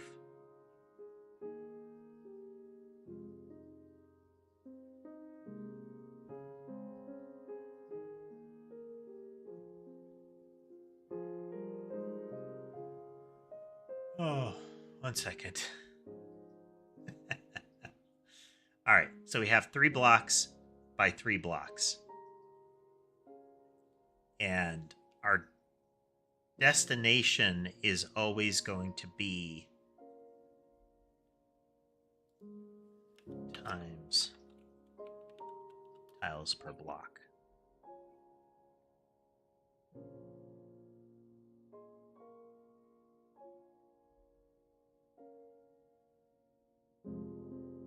Our destination is always going to be in that 3 blocks by 3 blocks. So we're dealing with tiles per block in that. And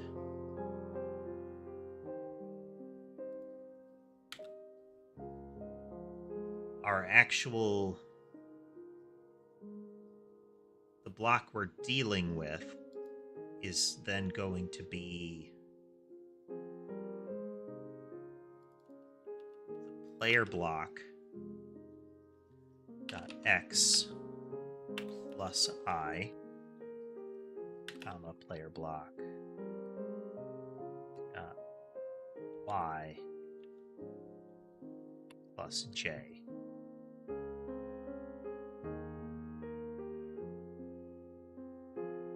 Let's rationalize this out.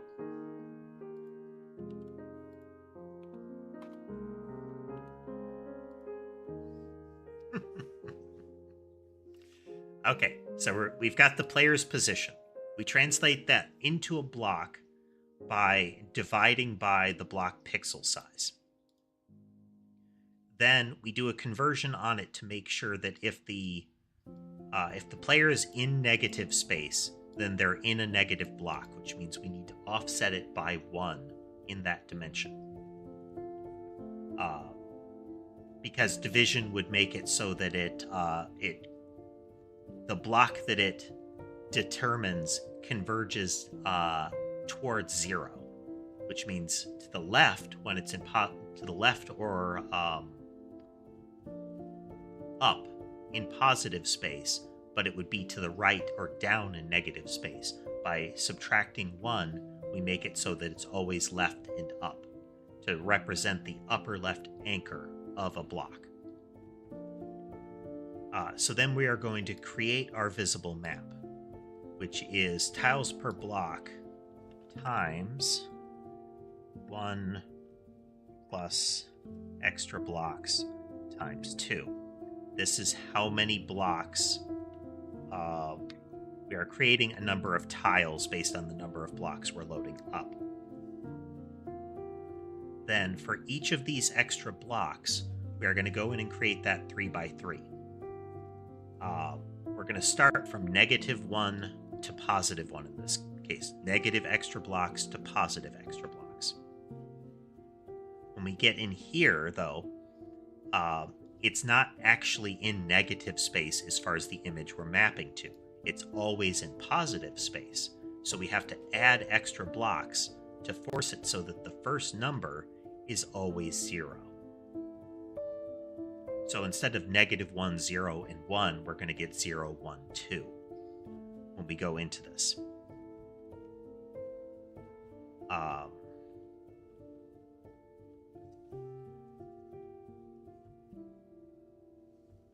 Map, and then the destination position, though, these need to be in tiles.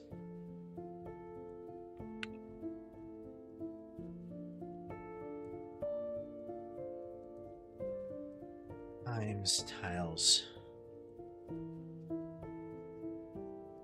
Oh, we already did that.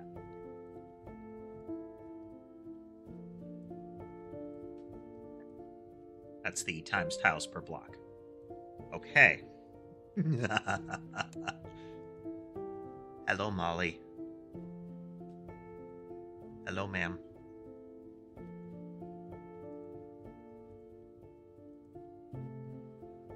Just passing through, huh?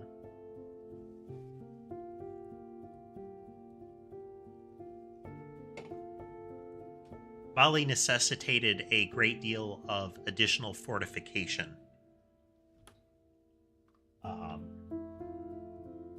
around the computer here. She is as aggressive in finding wires to bite at as Sky is. She's also a little smaller than him. She's more nimble as far as fitting through passageways. She is massively less nimble than all of them when it comes to jumping. Normally you've always got that graceful, forelegs hit the ground and then it rolls forward, hind legs hit the ground. Nice cat leap. She almost just kind of hops with all 4 legs at once. Much less grace. Much less grace.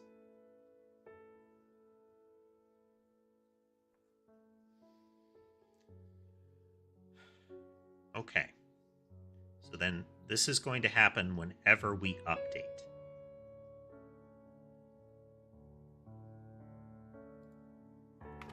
If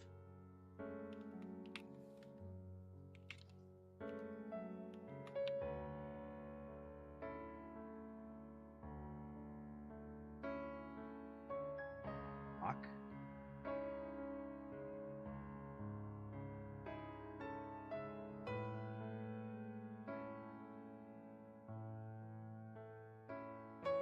If the player block does not equal the current block is now equal to the player block. The current block is equal to the player block after we mess with it.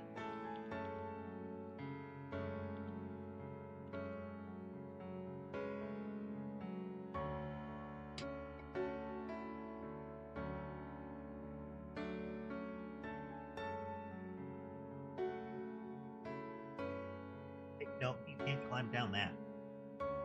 I mean, you're capable of, but you'll make a mess.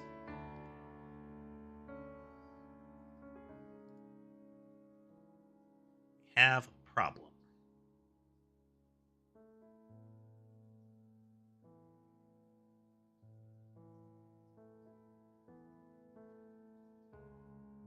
Map texture is empty. World map is not set. Why is world map not set?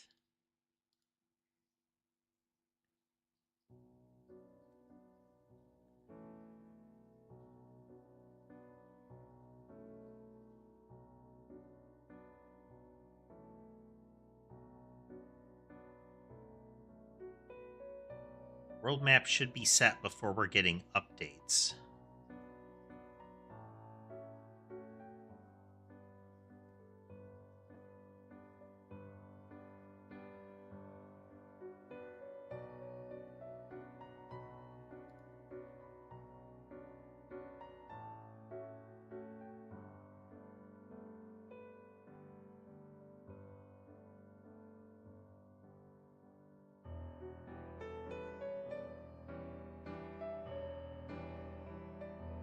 Start it. We're getting an update before we're setting the world map. Doesn't make sense.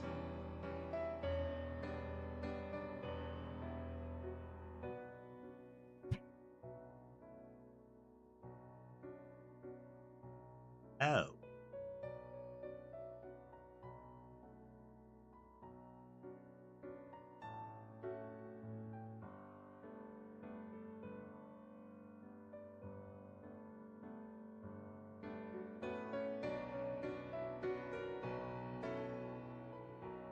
That renderer should always be talking to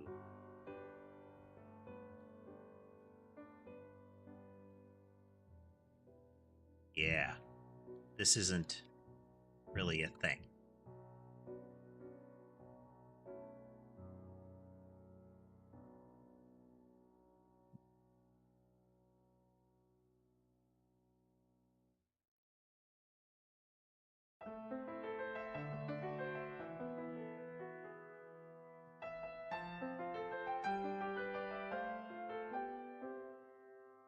World map could change.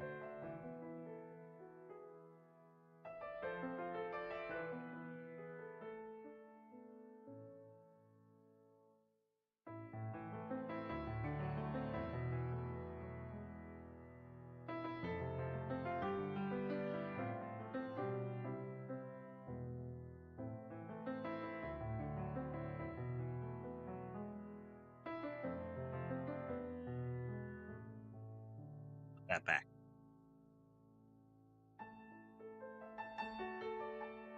And in world state,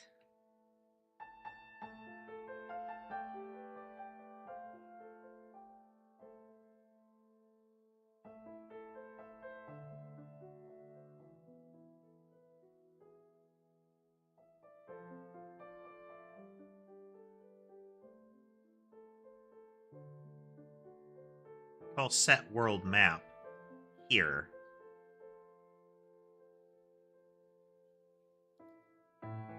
Need services map render set world map. World map.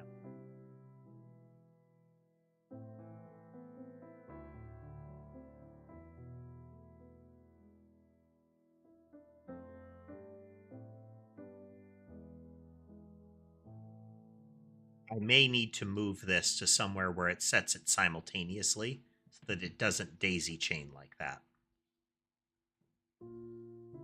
But for now, it's okay.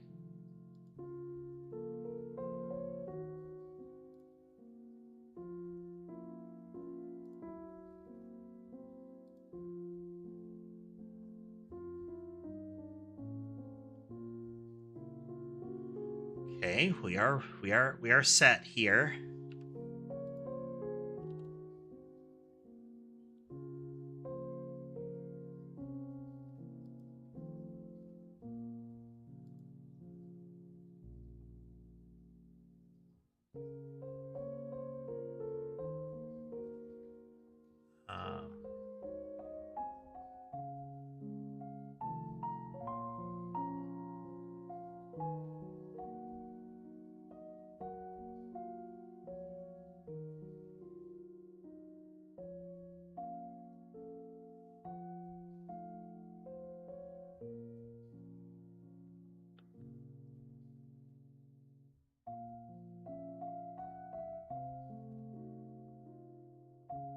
This is not great.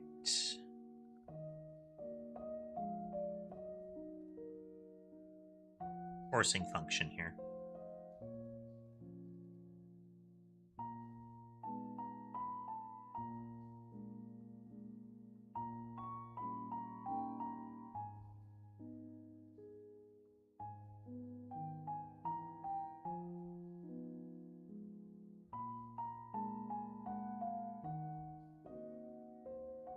Visible map texture.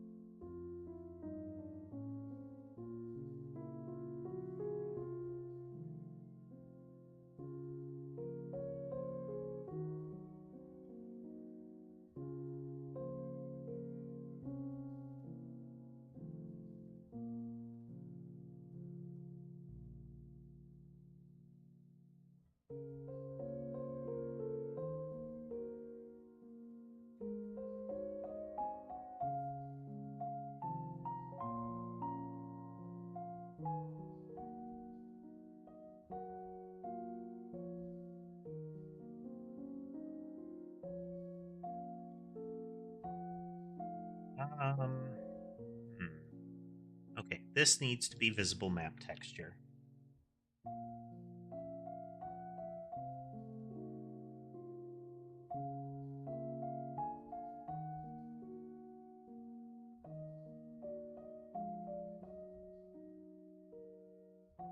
We're always copying to that.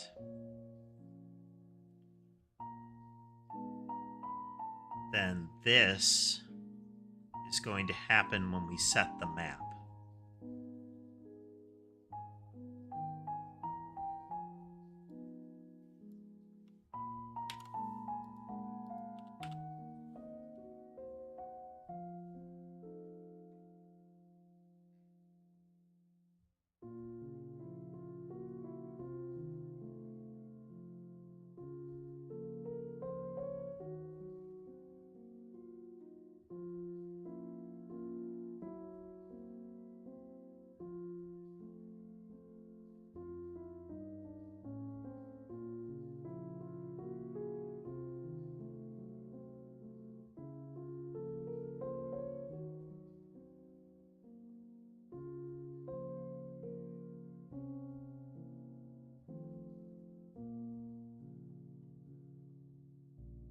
Image.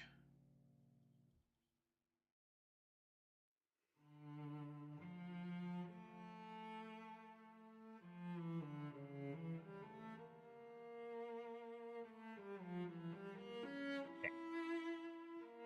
Scan.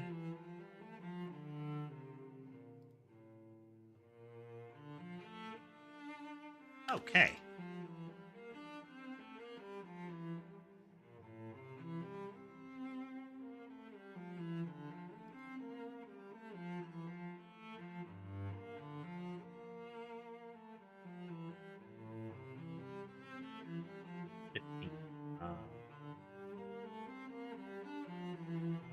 No.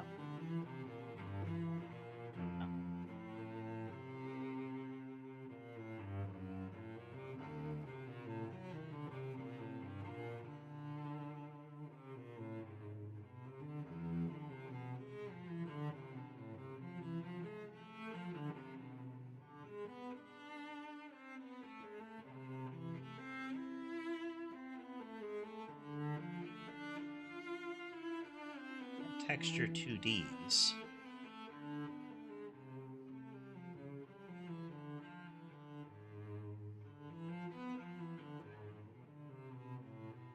This is always going to be...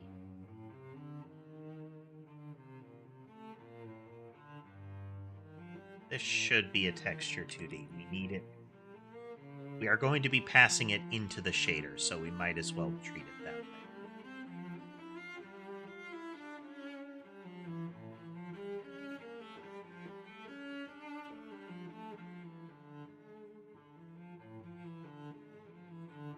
No. We can keep that.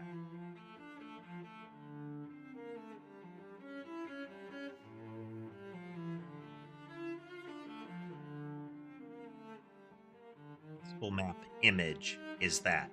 Only when we pass it into the shader does it need to be a texture 2D.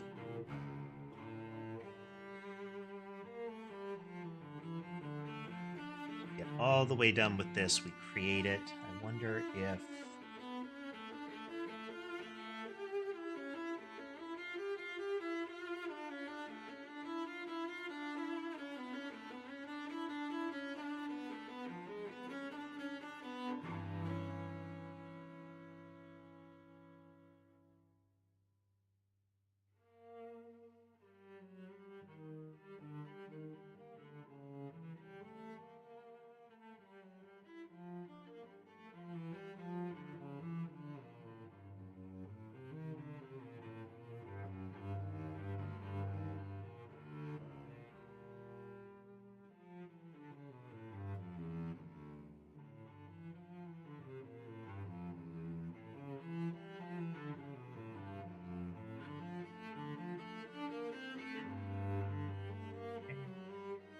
So I'm going to say full map dot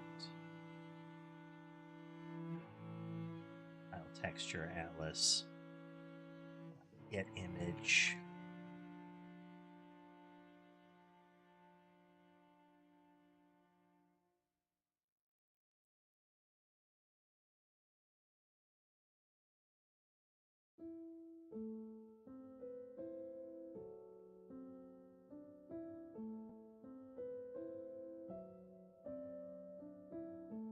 Now we are going to open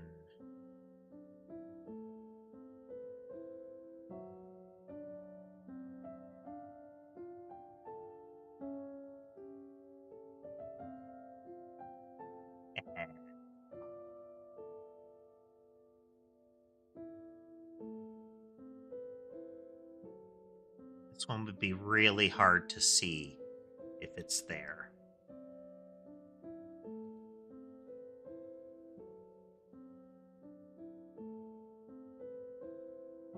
It's 90 by 90 pixels, though.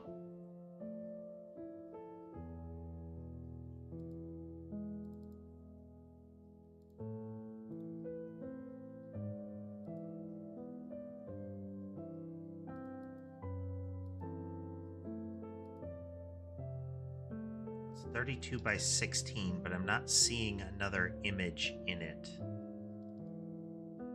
Data levels.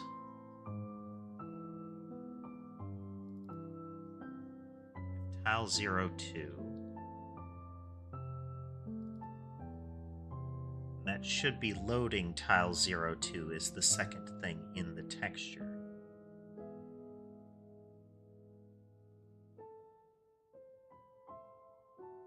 As is tradition, I said we were going to be working on the shader, but we haven't touched the shader yet. This is how we do. Oh, dear, dear, dear.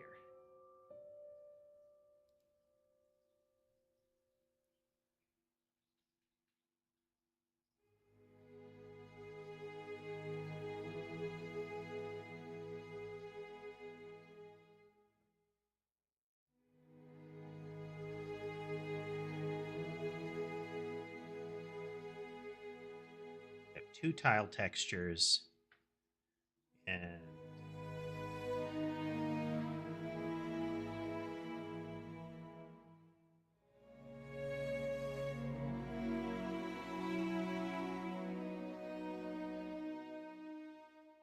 one is a different piece of data.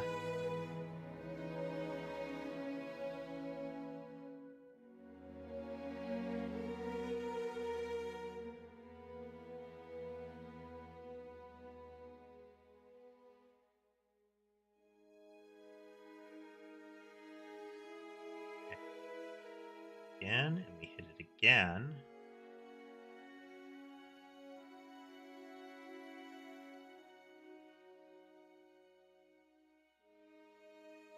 Oh.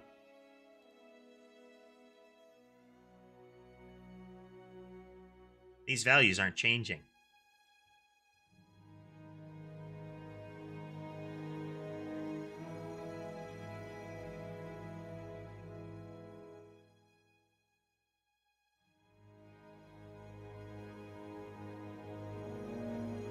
Row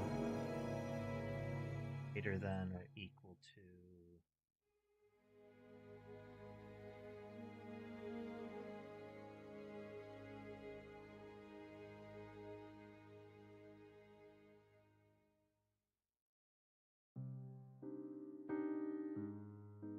max rows, sorry, current column.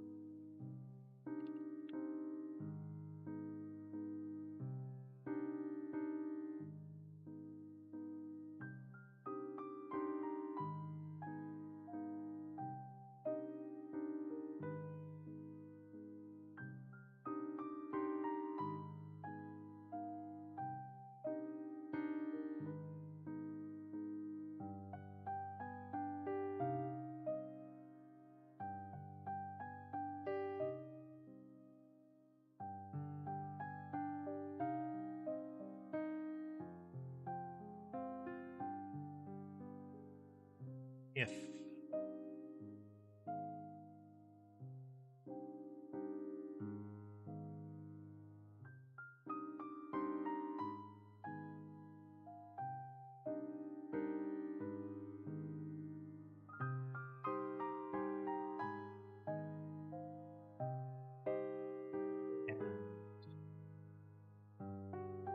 column is less than atlas max columns and current row is less than atlas max rows. Fail safe here. This is us determining what is the most that can fit into a given atlas. If you exceed that, it won't load any after that. This is an error case that I want to bar from happening because we are stuffing stuff into a file. Stuffing stuff.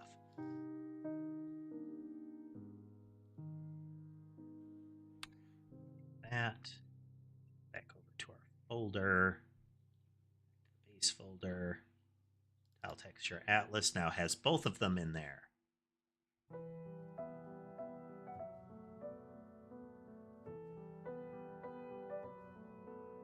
Yes.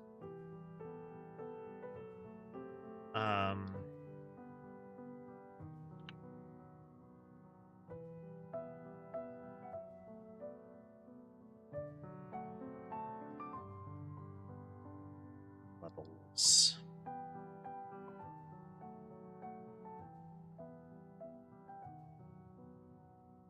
It's really hard to see, but when you zoom in and out on that, you can faintly see a little bit of blurring inside of it. And that is because despite it looking like a black square, it is a checkerboard of slightly different shades of red and black. Some of them are full black, 000, and some of them are very slightly red, 100.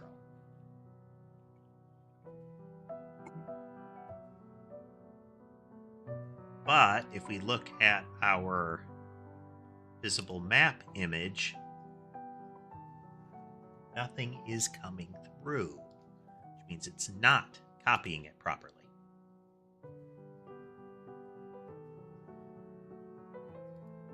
So back over here we go.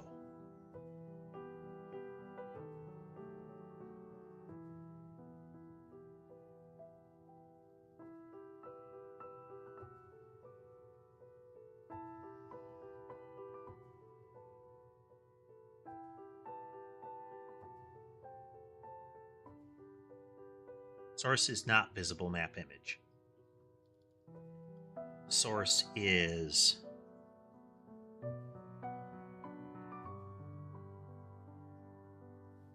world map dot map texture dot get image.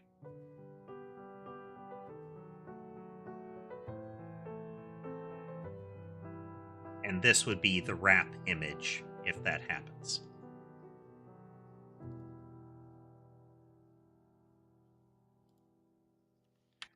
And check the image. And there it is.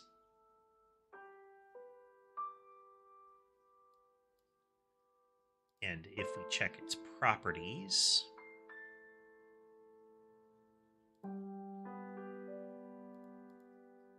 it's still 90 by 90.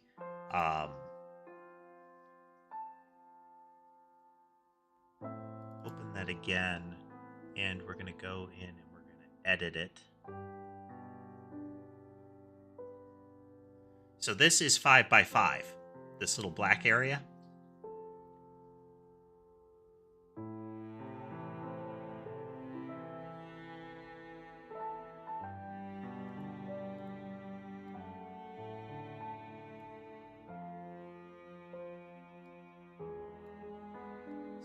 Cull into here.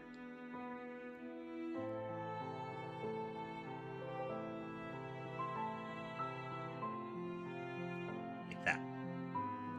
So, about 6 by 6. It's doing what it's supposed to. That's fine.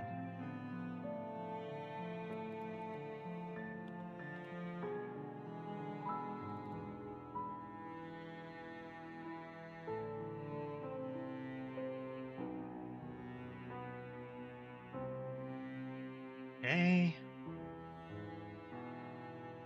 All right, interim save. Let's switch over to the cat cam while I do that.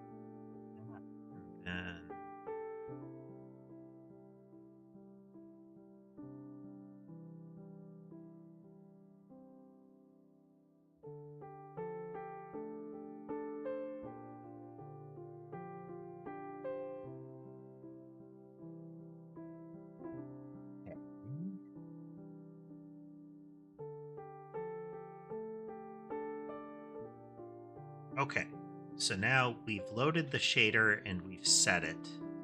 Now we need to set these uniforms in it. And then we need to use them.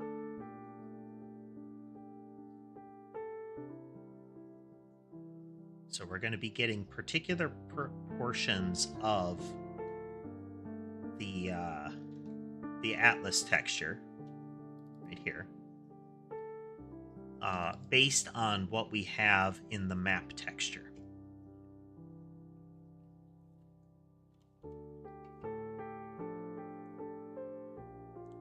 And the map texture is in tiles, which means it will be in 16ths. All right, so let's start setting that.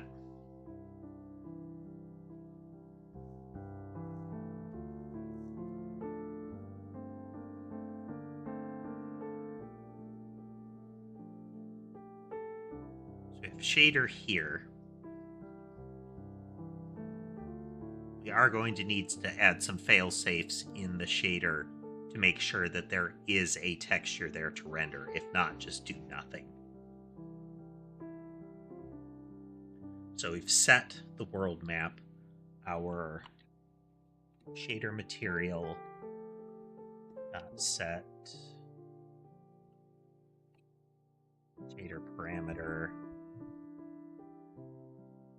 This is going to be the parameter name, and then this will be our world map dot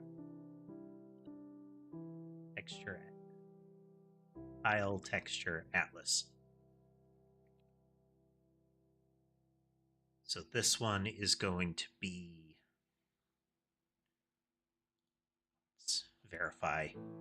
Okay, we want constant strings here.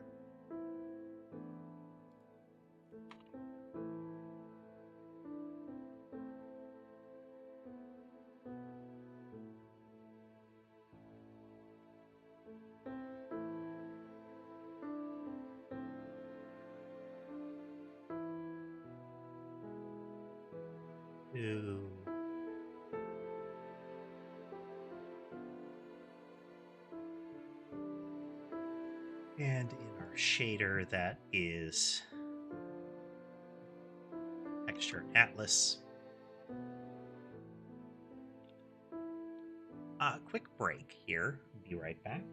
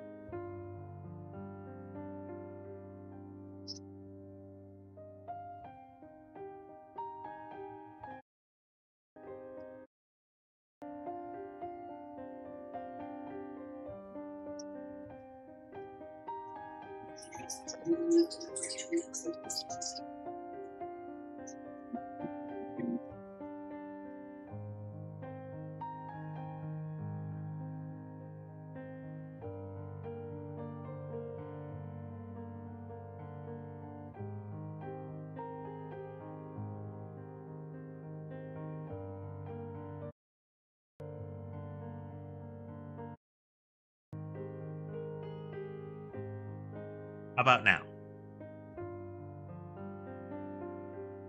Yeah, okay.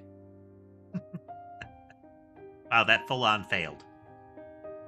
Hopefully that wasn't going the whole time. No, pretty sure people heard me before. Okay.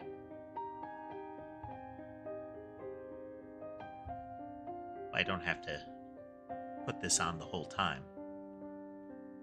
But I might need to. Not hearing an echo, are you?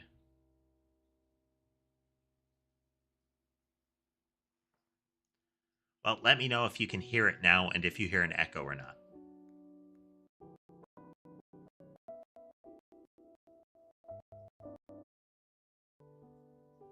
Red dots again. Oh, dear. Why are you doing this to me?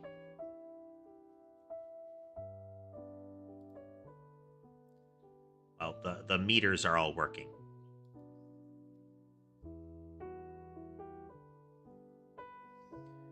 Should be our offset now.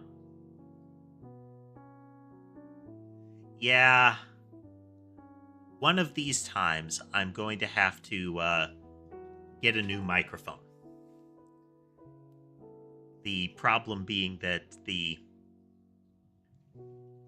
every now and then the microphone just stops working. And every now and then the connection between the microphone, the software, and the stream stops working. It's hard to catch the microphone stops working one. It is annoying.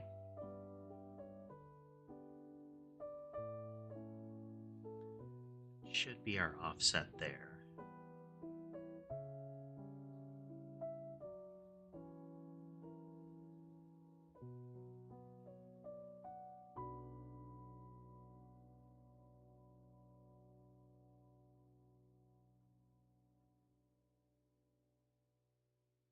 Okay, that's not right.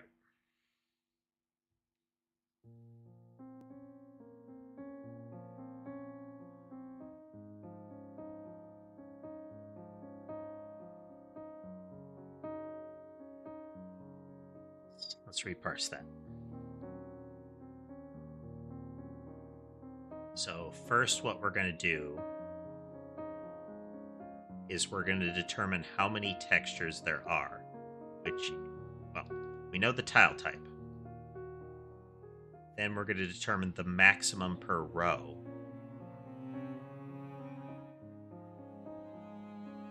We can simplify this all.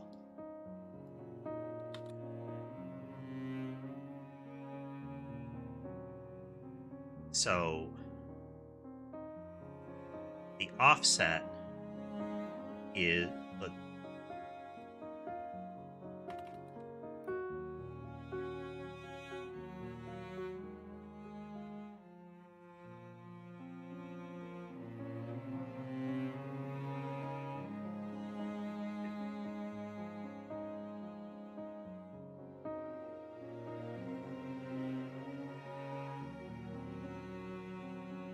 x divided by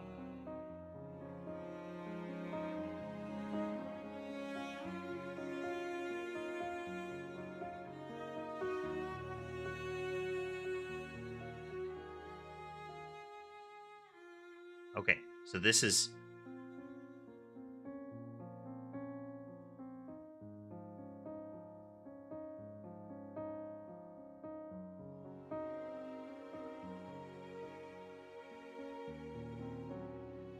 texture axis size and texture tile size.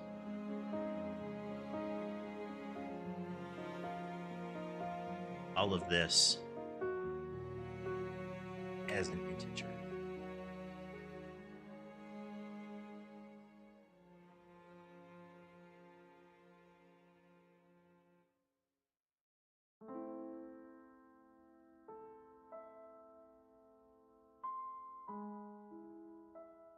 And this should be the same thing.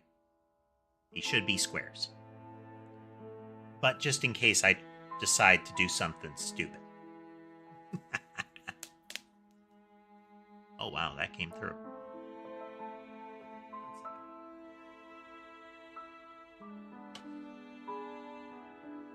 is breaking. Everything is breaking.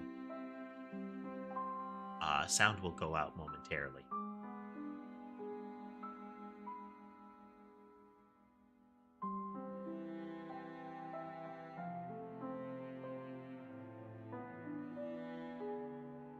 Weird. Wonder why that went through. Huh. Never mind then.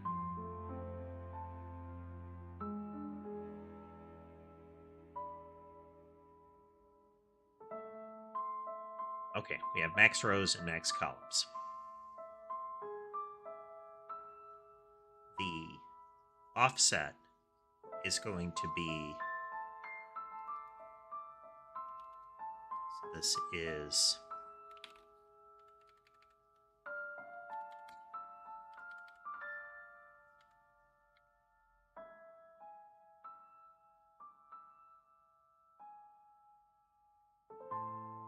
file type mod max columns.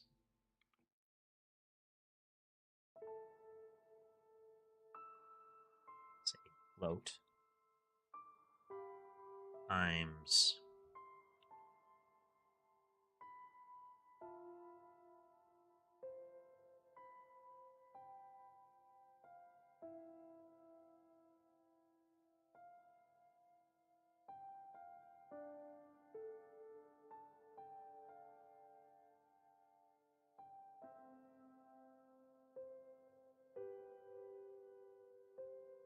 okay. So now knowing the number of columns, we can get which column it actually is. Okay.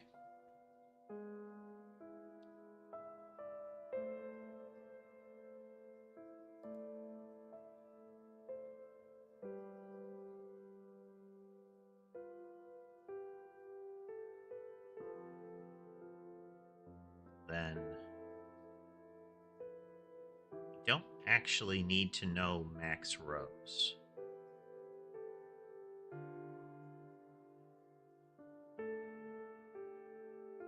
But I think we're going to keep it.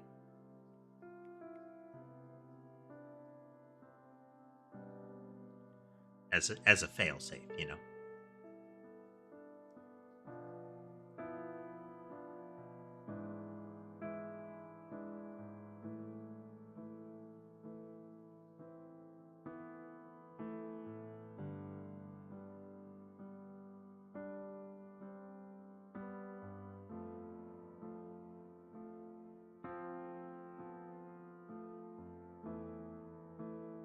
So this should be, let's get this in here. This is going to be very similar, but instead we divide by max columns. It's going to be an int, and we're going to transform that again into a float.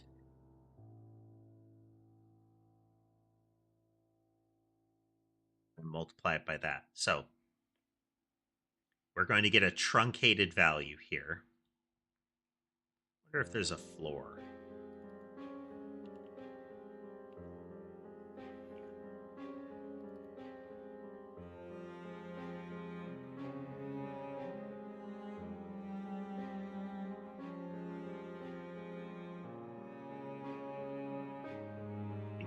Int here then. Sorry, float here.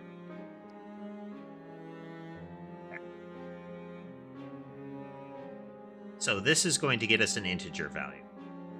If there can be 3 per row, and we have the second one or the third one, so it fits in one row, this will be 0. But if, say, we had 4, then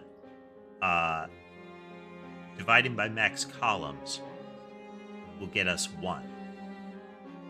So we need to figure out where the upper left corner of the second row. We'll move it down by the size of texture.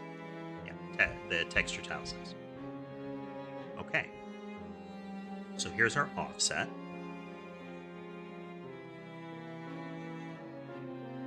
So that is within it. Then we need to figure out within...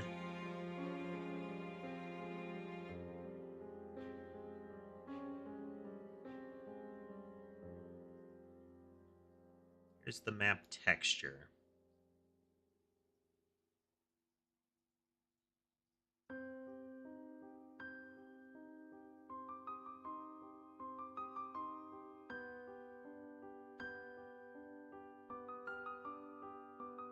Because we know which tile it is,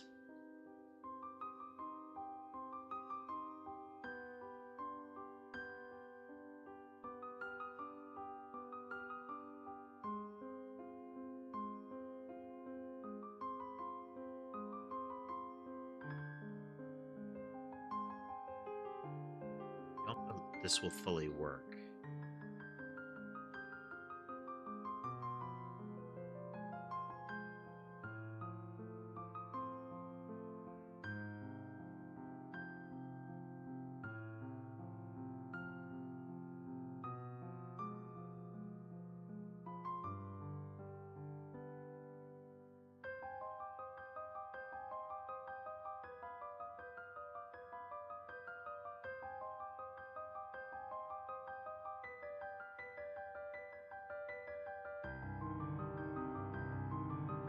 Coordinates.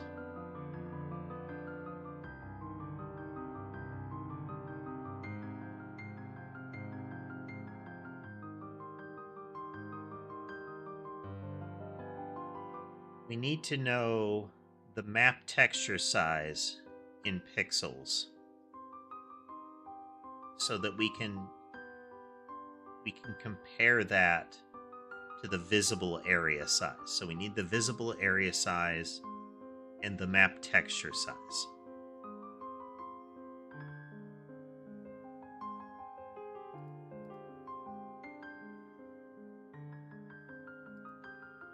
More params, more params.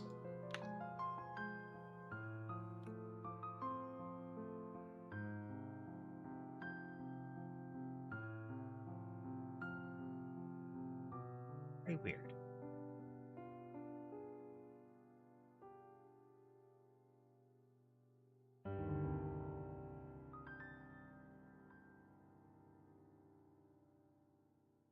What the tile is.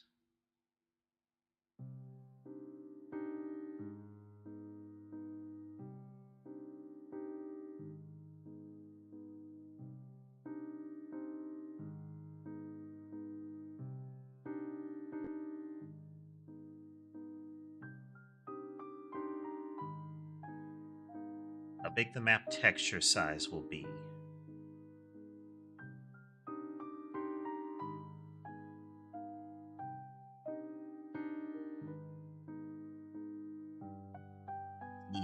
Size. Okay, so we need both of these to get the proportion. But we could just pass that proportion in. Yeah.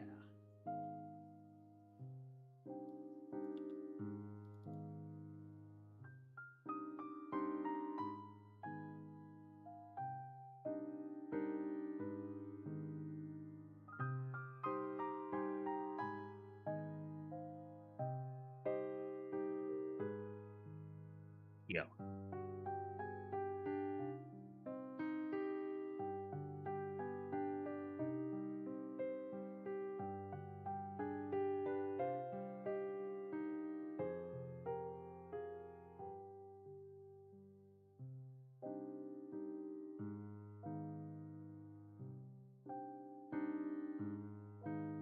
So UV should be a proportion.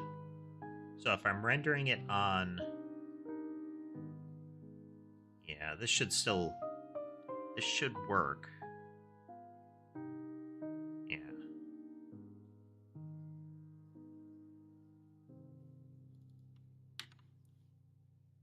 Yeah, some of my keyboard noises are coming through. Hear it? Shouldn't be.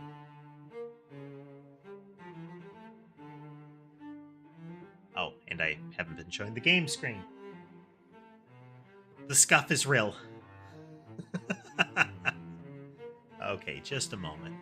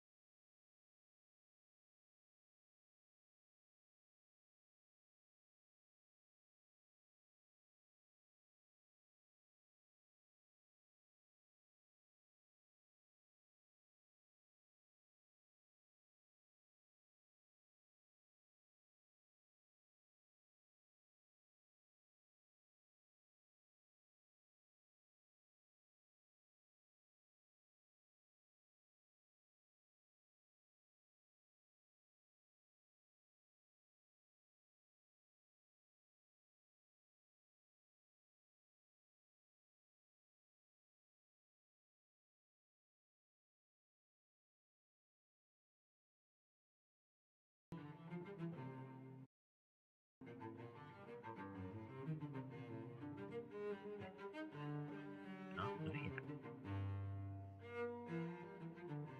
There we go.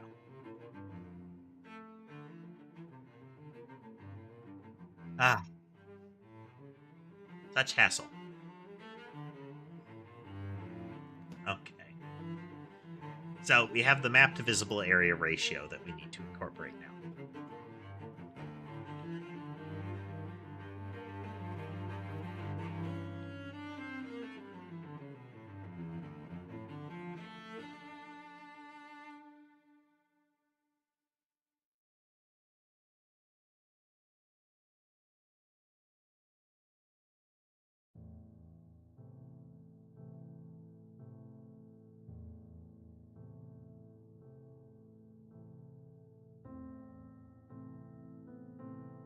Even using the atlas size parameter now.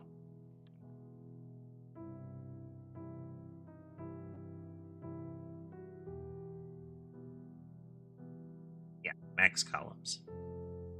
Yeah. We could pass those in directly. Shouldn't be an issue, though.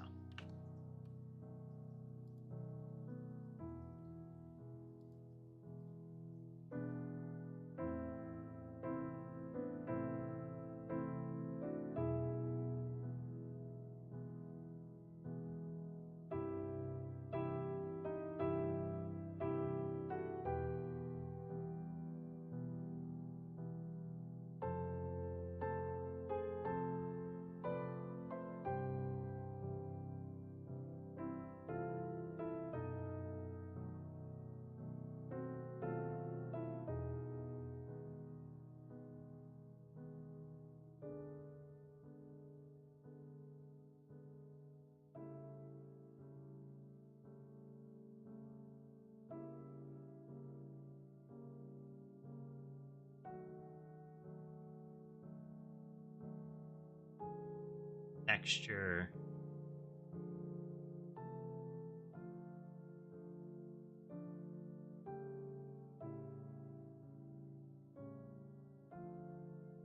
If we pass the map texture size, we could just get that. Like, we could calculate that inside.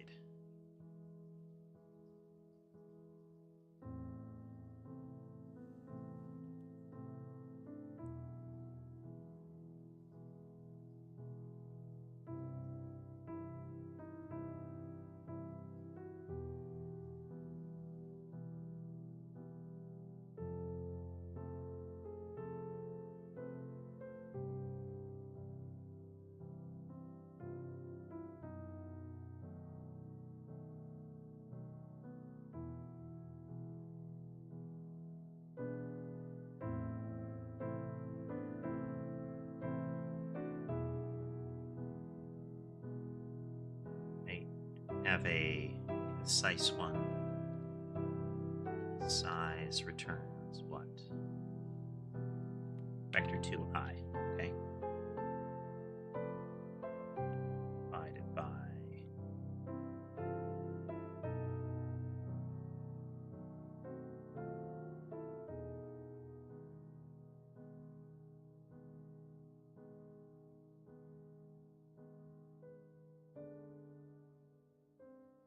Visible area size, which is in hard pixels.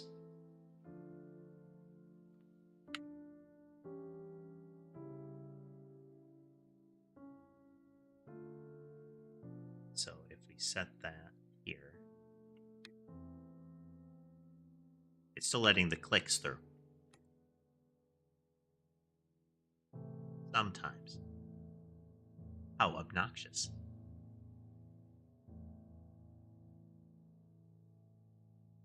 This should still get us a vector 2.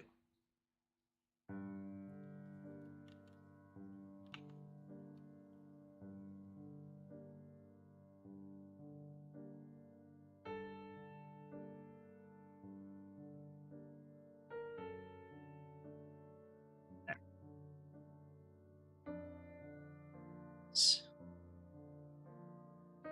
Which map tile? The color of the map tile, which is the position on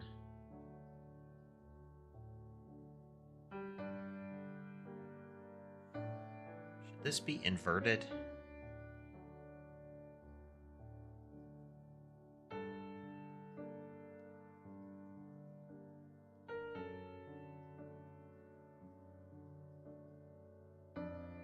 Is this even right?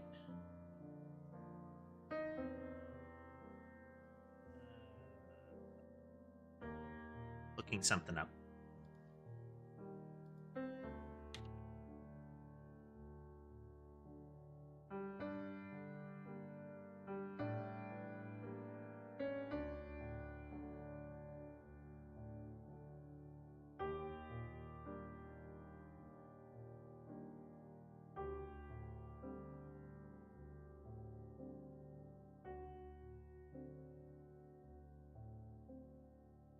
Annoying. We don't need that at all.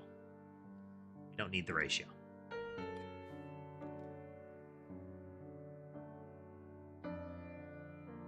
UV is a proportion.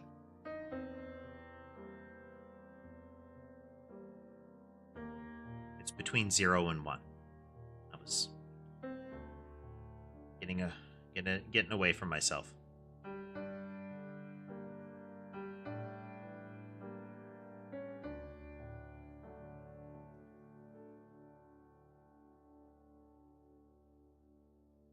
So then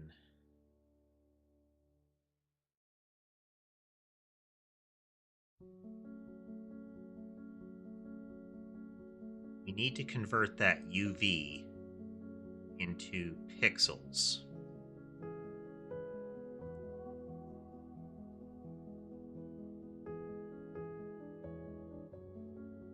To get that, we do need to know how big the area is.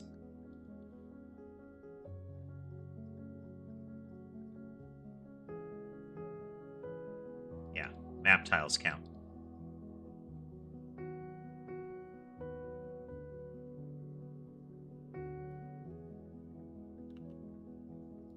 So we do need like a visible area size.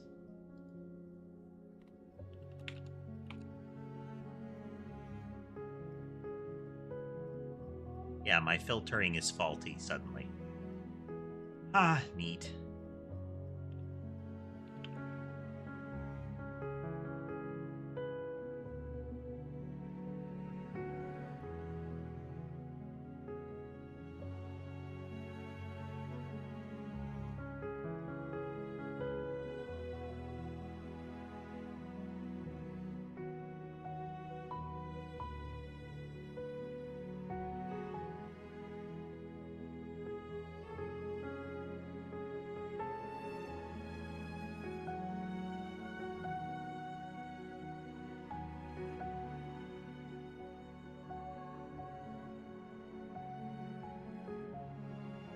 Visible area size should be right there.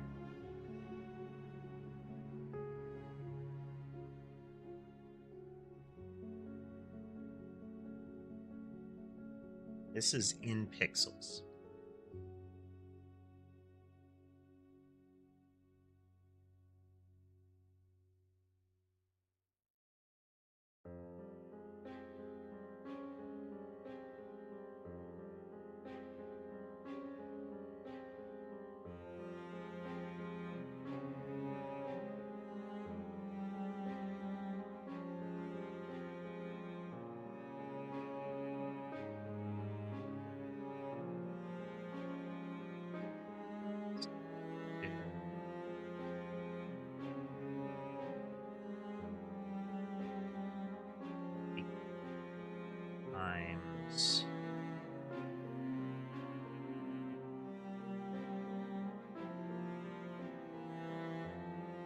So this is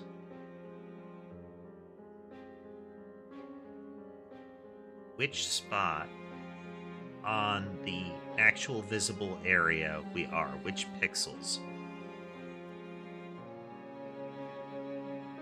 And we're going to make that into integer. Oh, wait.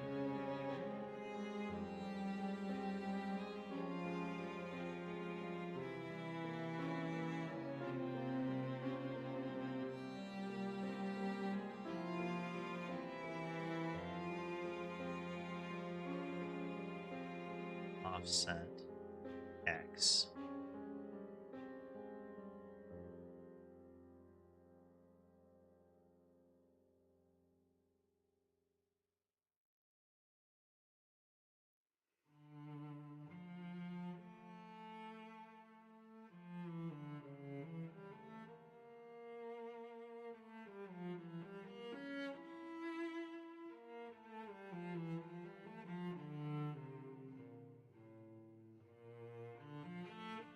Area position is equal to this. Shorthand.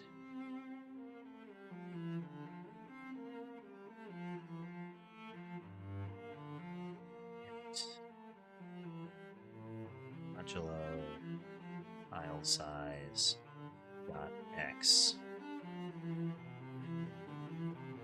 It's an integer. Whole thing. It's a float.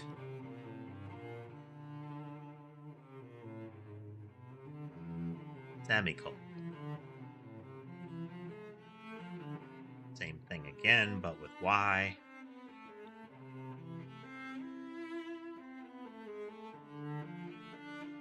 So this will get us the part in the tile.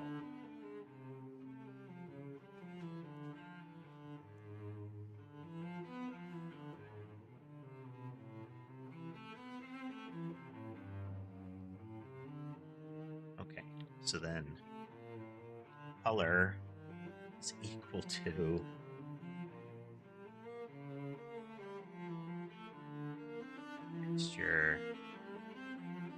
texture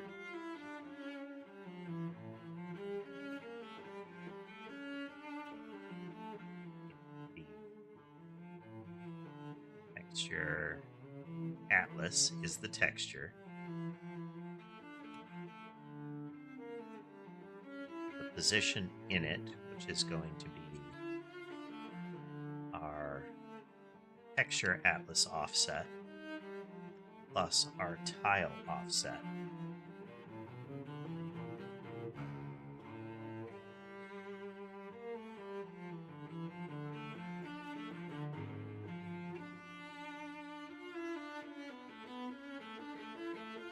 Tile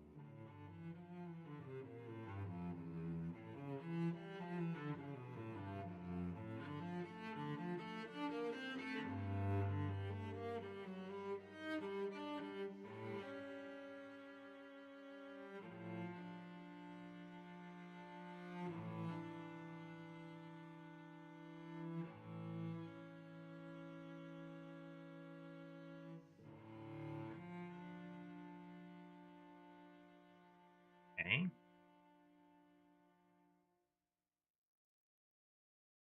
So those are fixed. These don't change unless the map changes.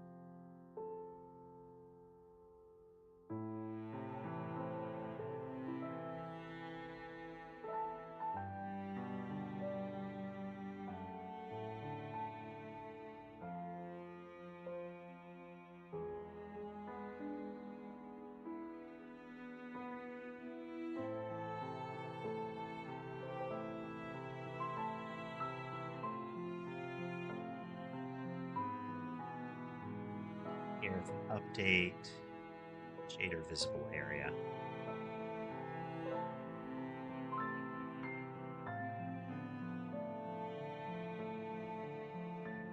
All part of the map.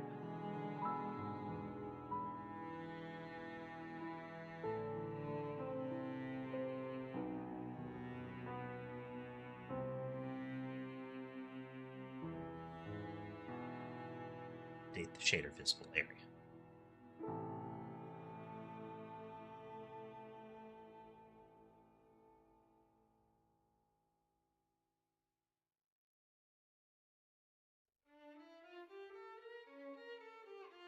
Okay. I am probably causing problems in my graphics card steadily doing this.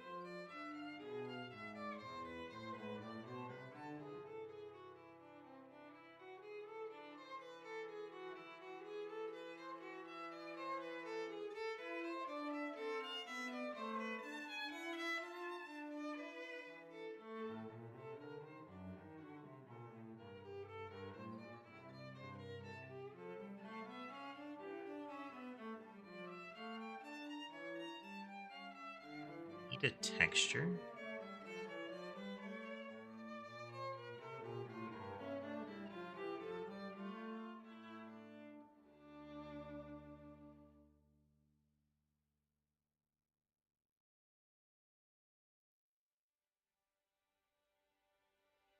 I think it did.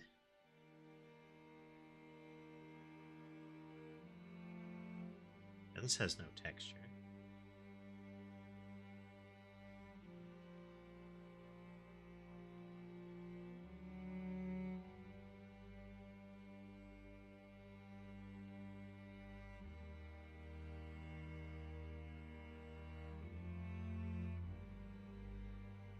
.40 pixels. Back here.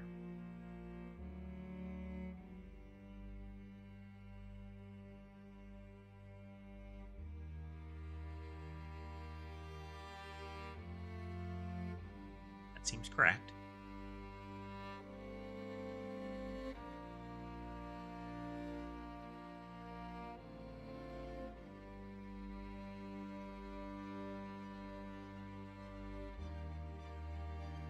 Scale to 6.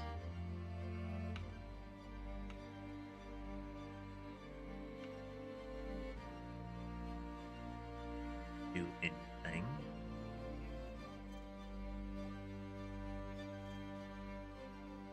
Position is at 0, 0, which isn't right. We're not updating its position, which is going to be part of the problem, but we're not updating its position. I should be able to.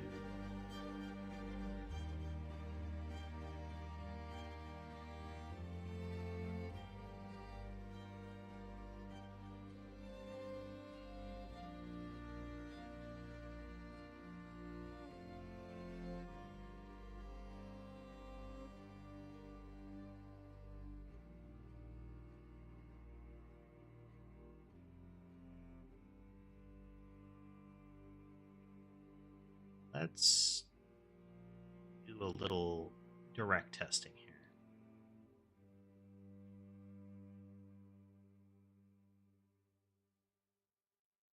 Or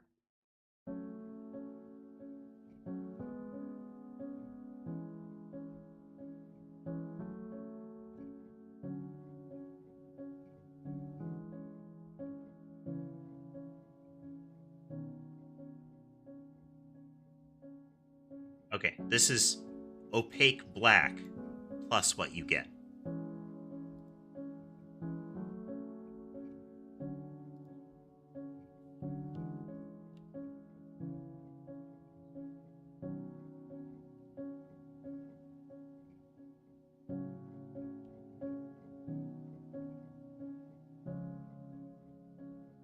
nothing.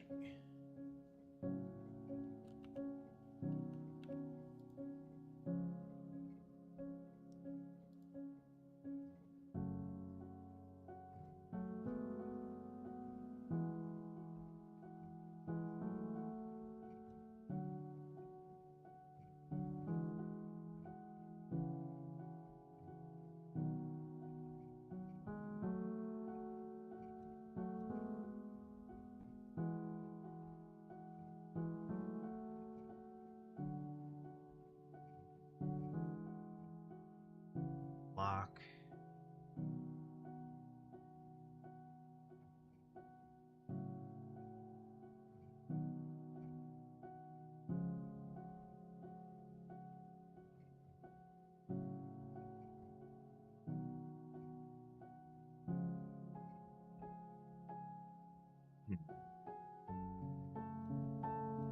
Tiresome.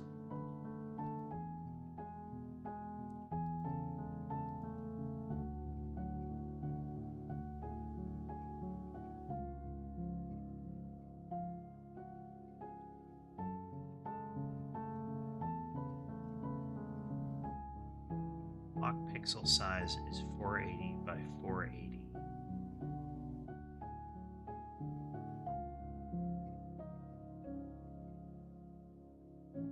Yes. Okay.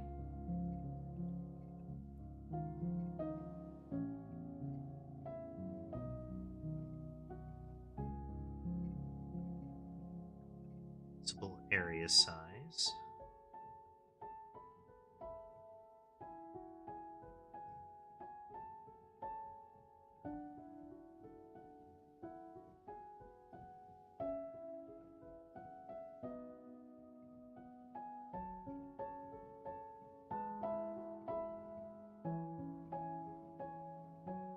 Yeah, 1440.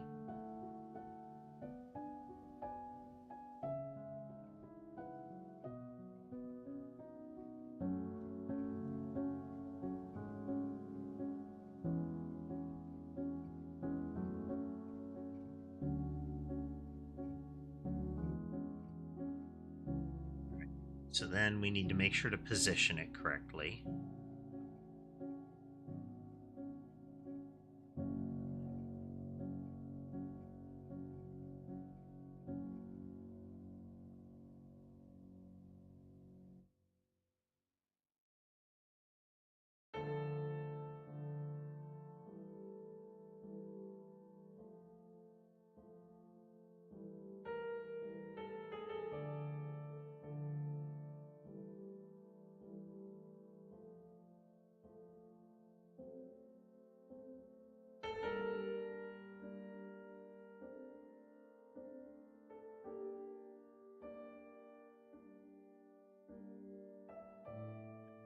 Updating, we update the visual shader area. We're going to say visible rectangle.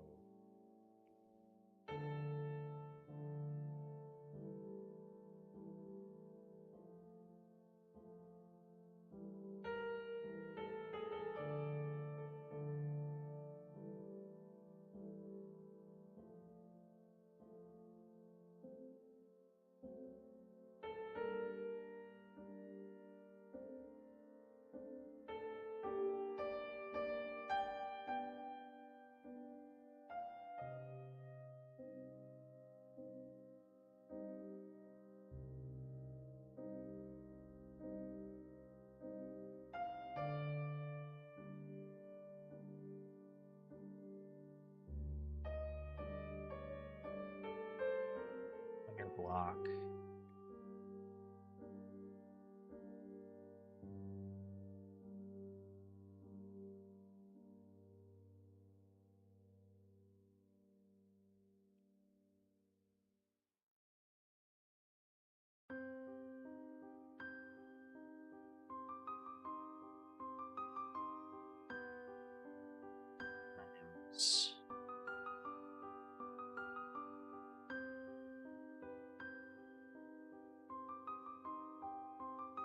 This now we need it to be one less. Both dimensions.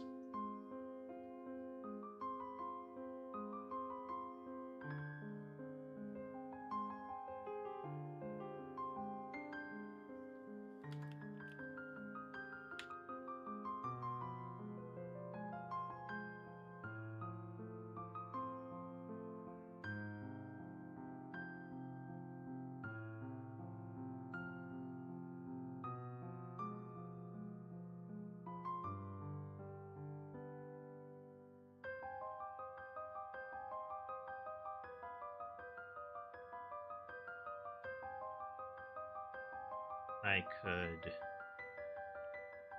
highlight it.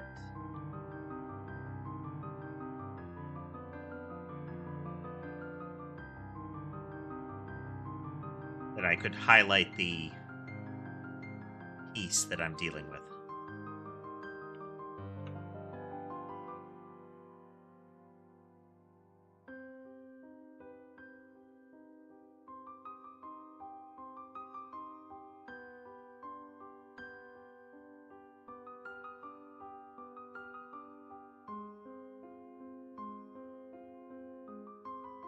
Okay, yeah, it's in the right position.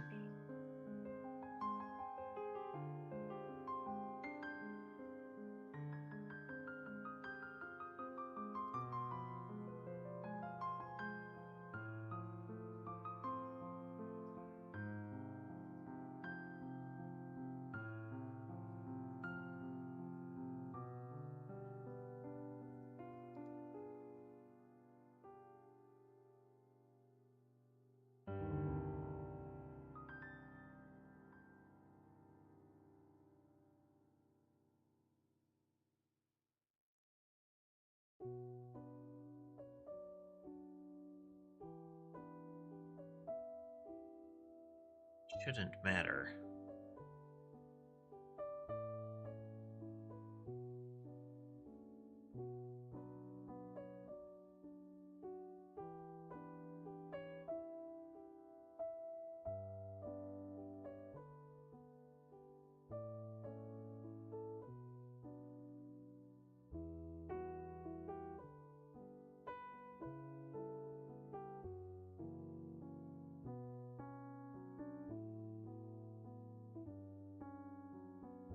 Not showing itself.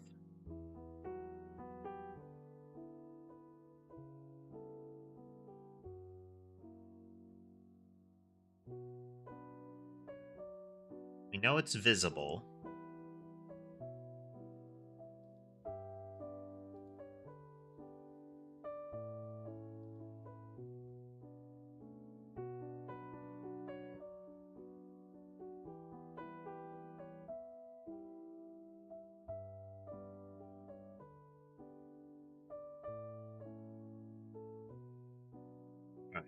We're going to jump through all those hoops, and then we're just going to set it to black and opaque.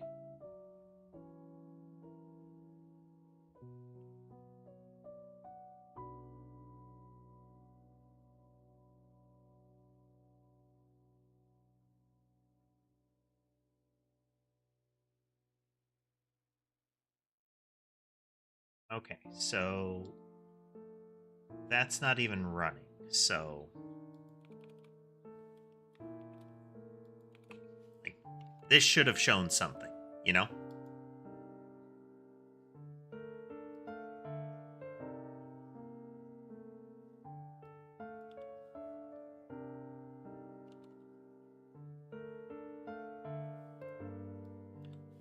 Clear surface, but for now. Okay, so we're setting up the visible area.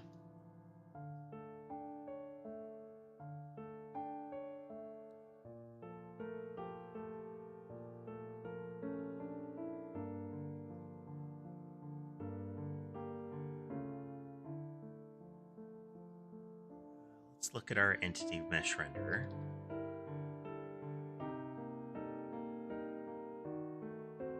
Something we're missing as far as the shader.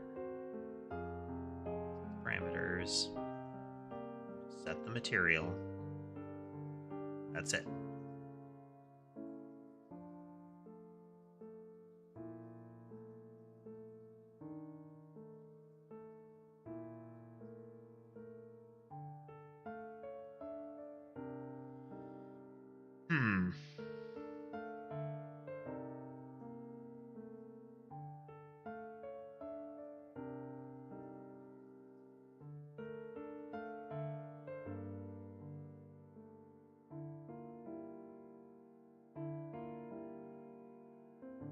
Look at Godot and see if there's a parameter that we're missing here.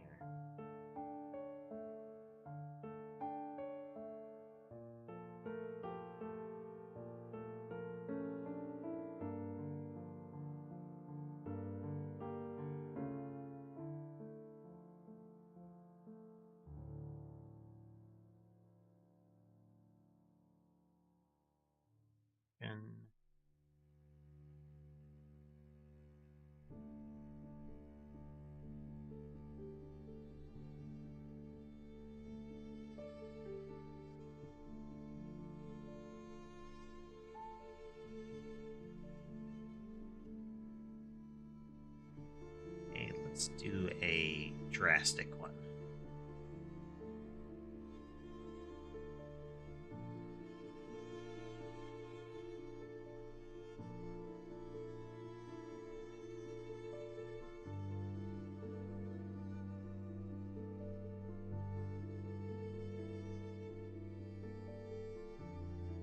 Nothing else, just set the color.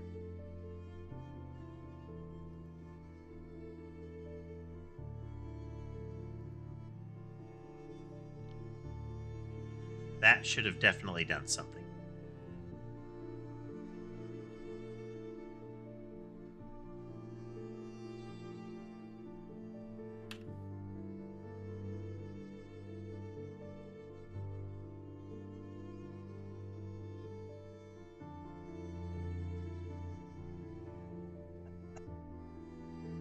Not yet, Lunar. Not yet.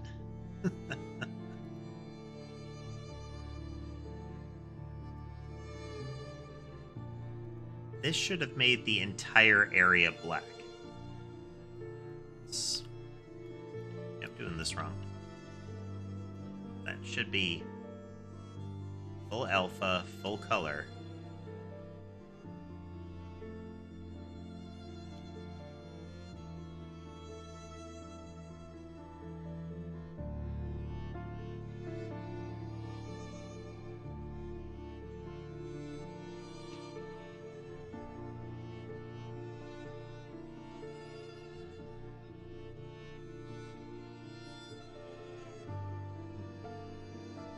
Missing something.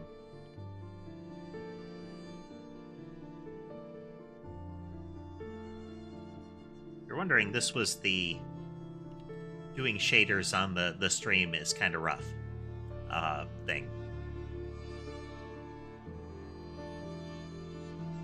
I think we need to stop there, though.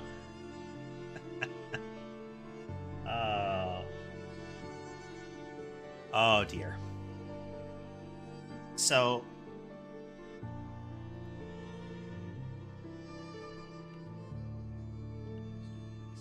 just to make sure.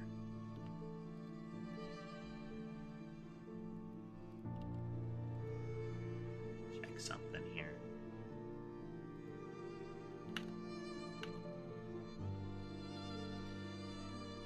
Okay, no. So we got to the point where we are editing the shader, but we're at an error state. Something isn't running correctly. Unfortunately, debugging shaders is not fun. We'll have to figure something out.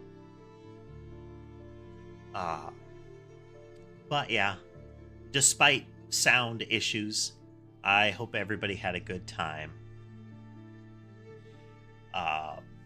If you like what you saw and would like to see more, remember to like, follow, subscribe. Those kind of things help the channel grow. With all that said, though, I hope you had a good time and that the rest of your day is equally good. And I'll see you next time.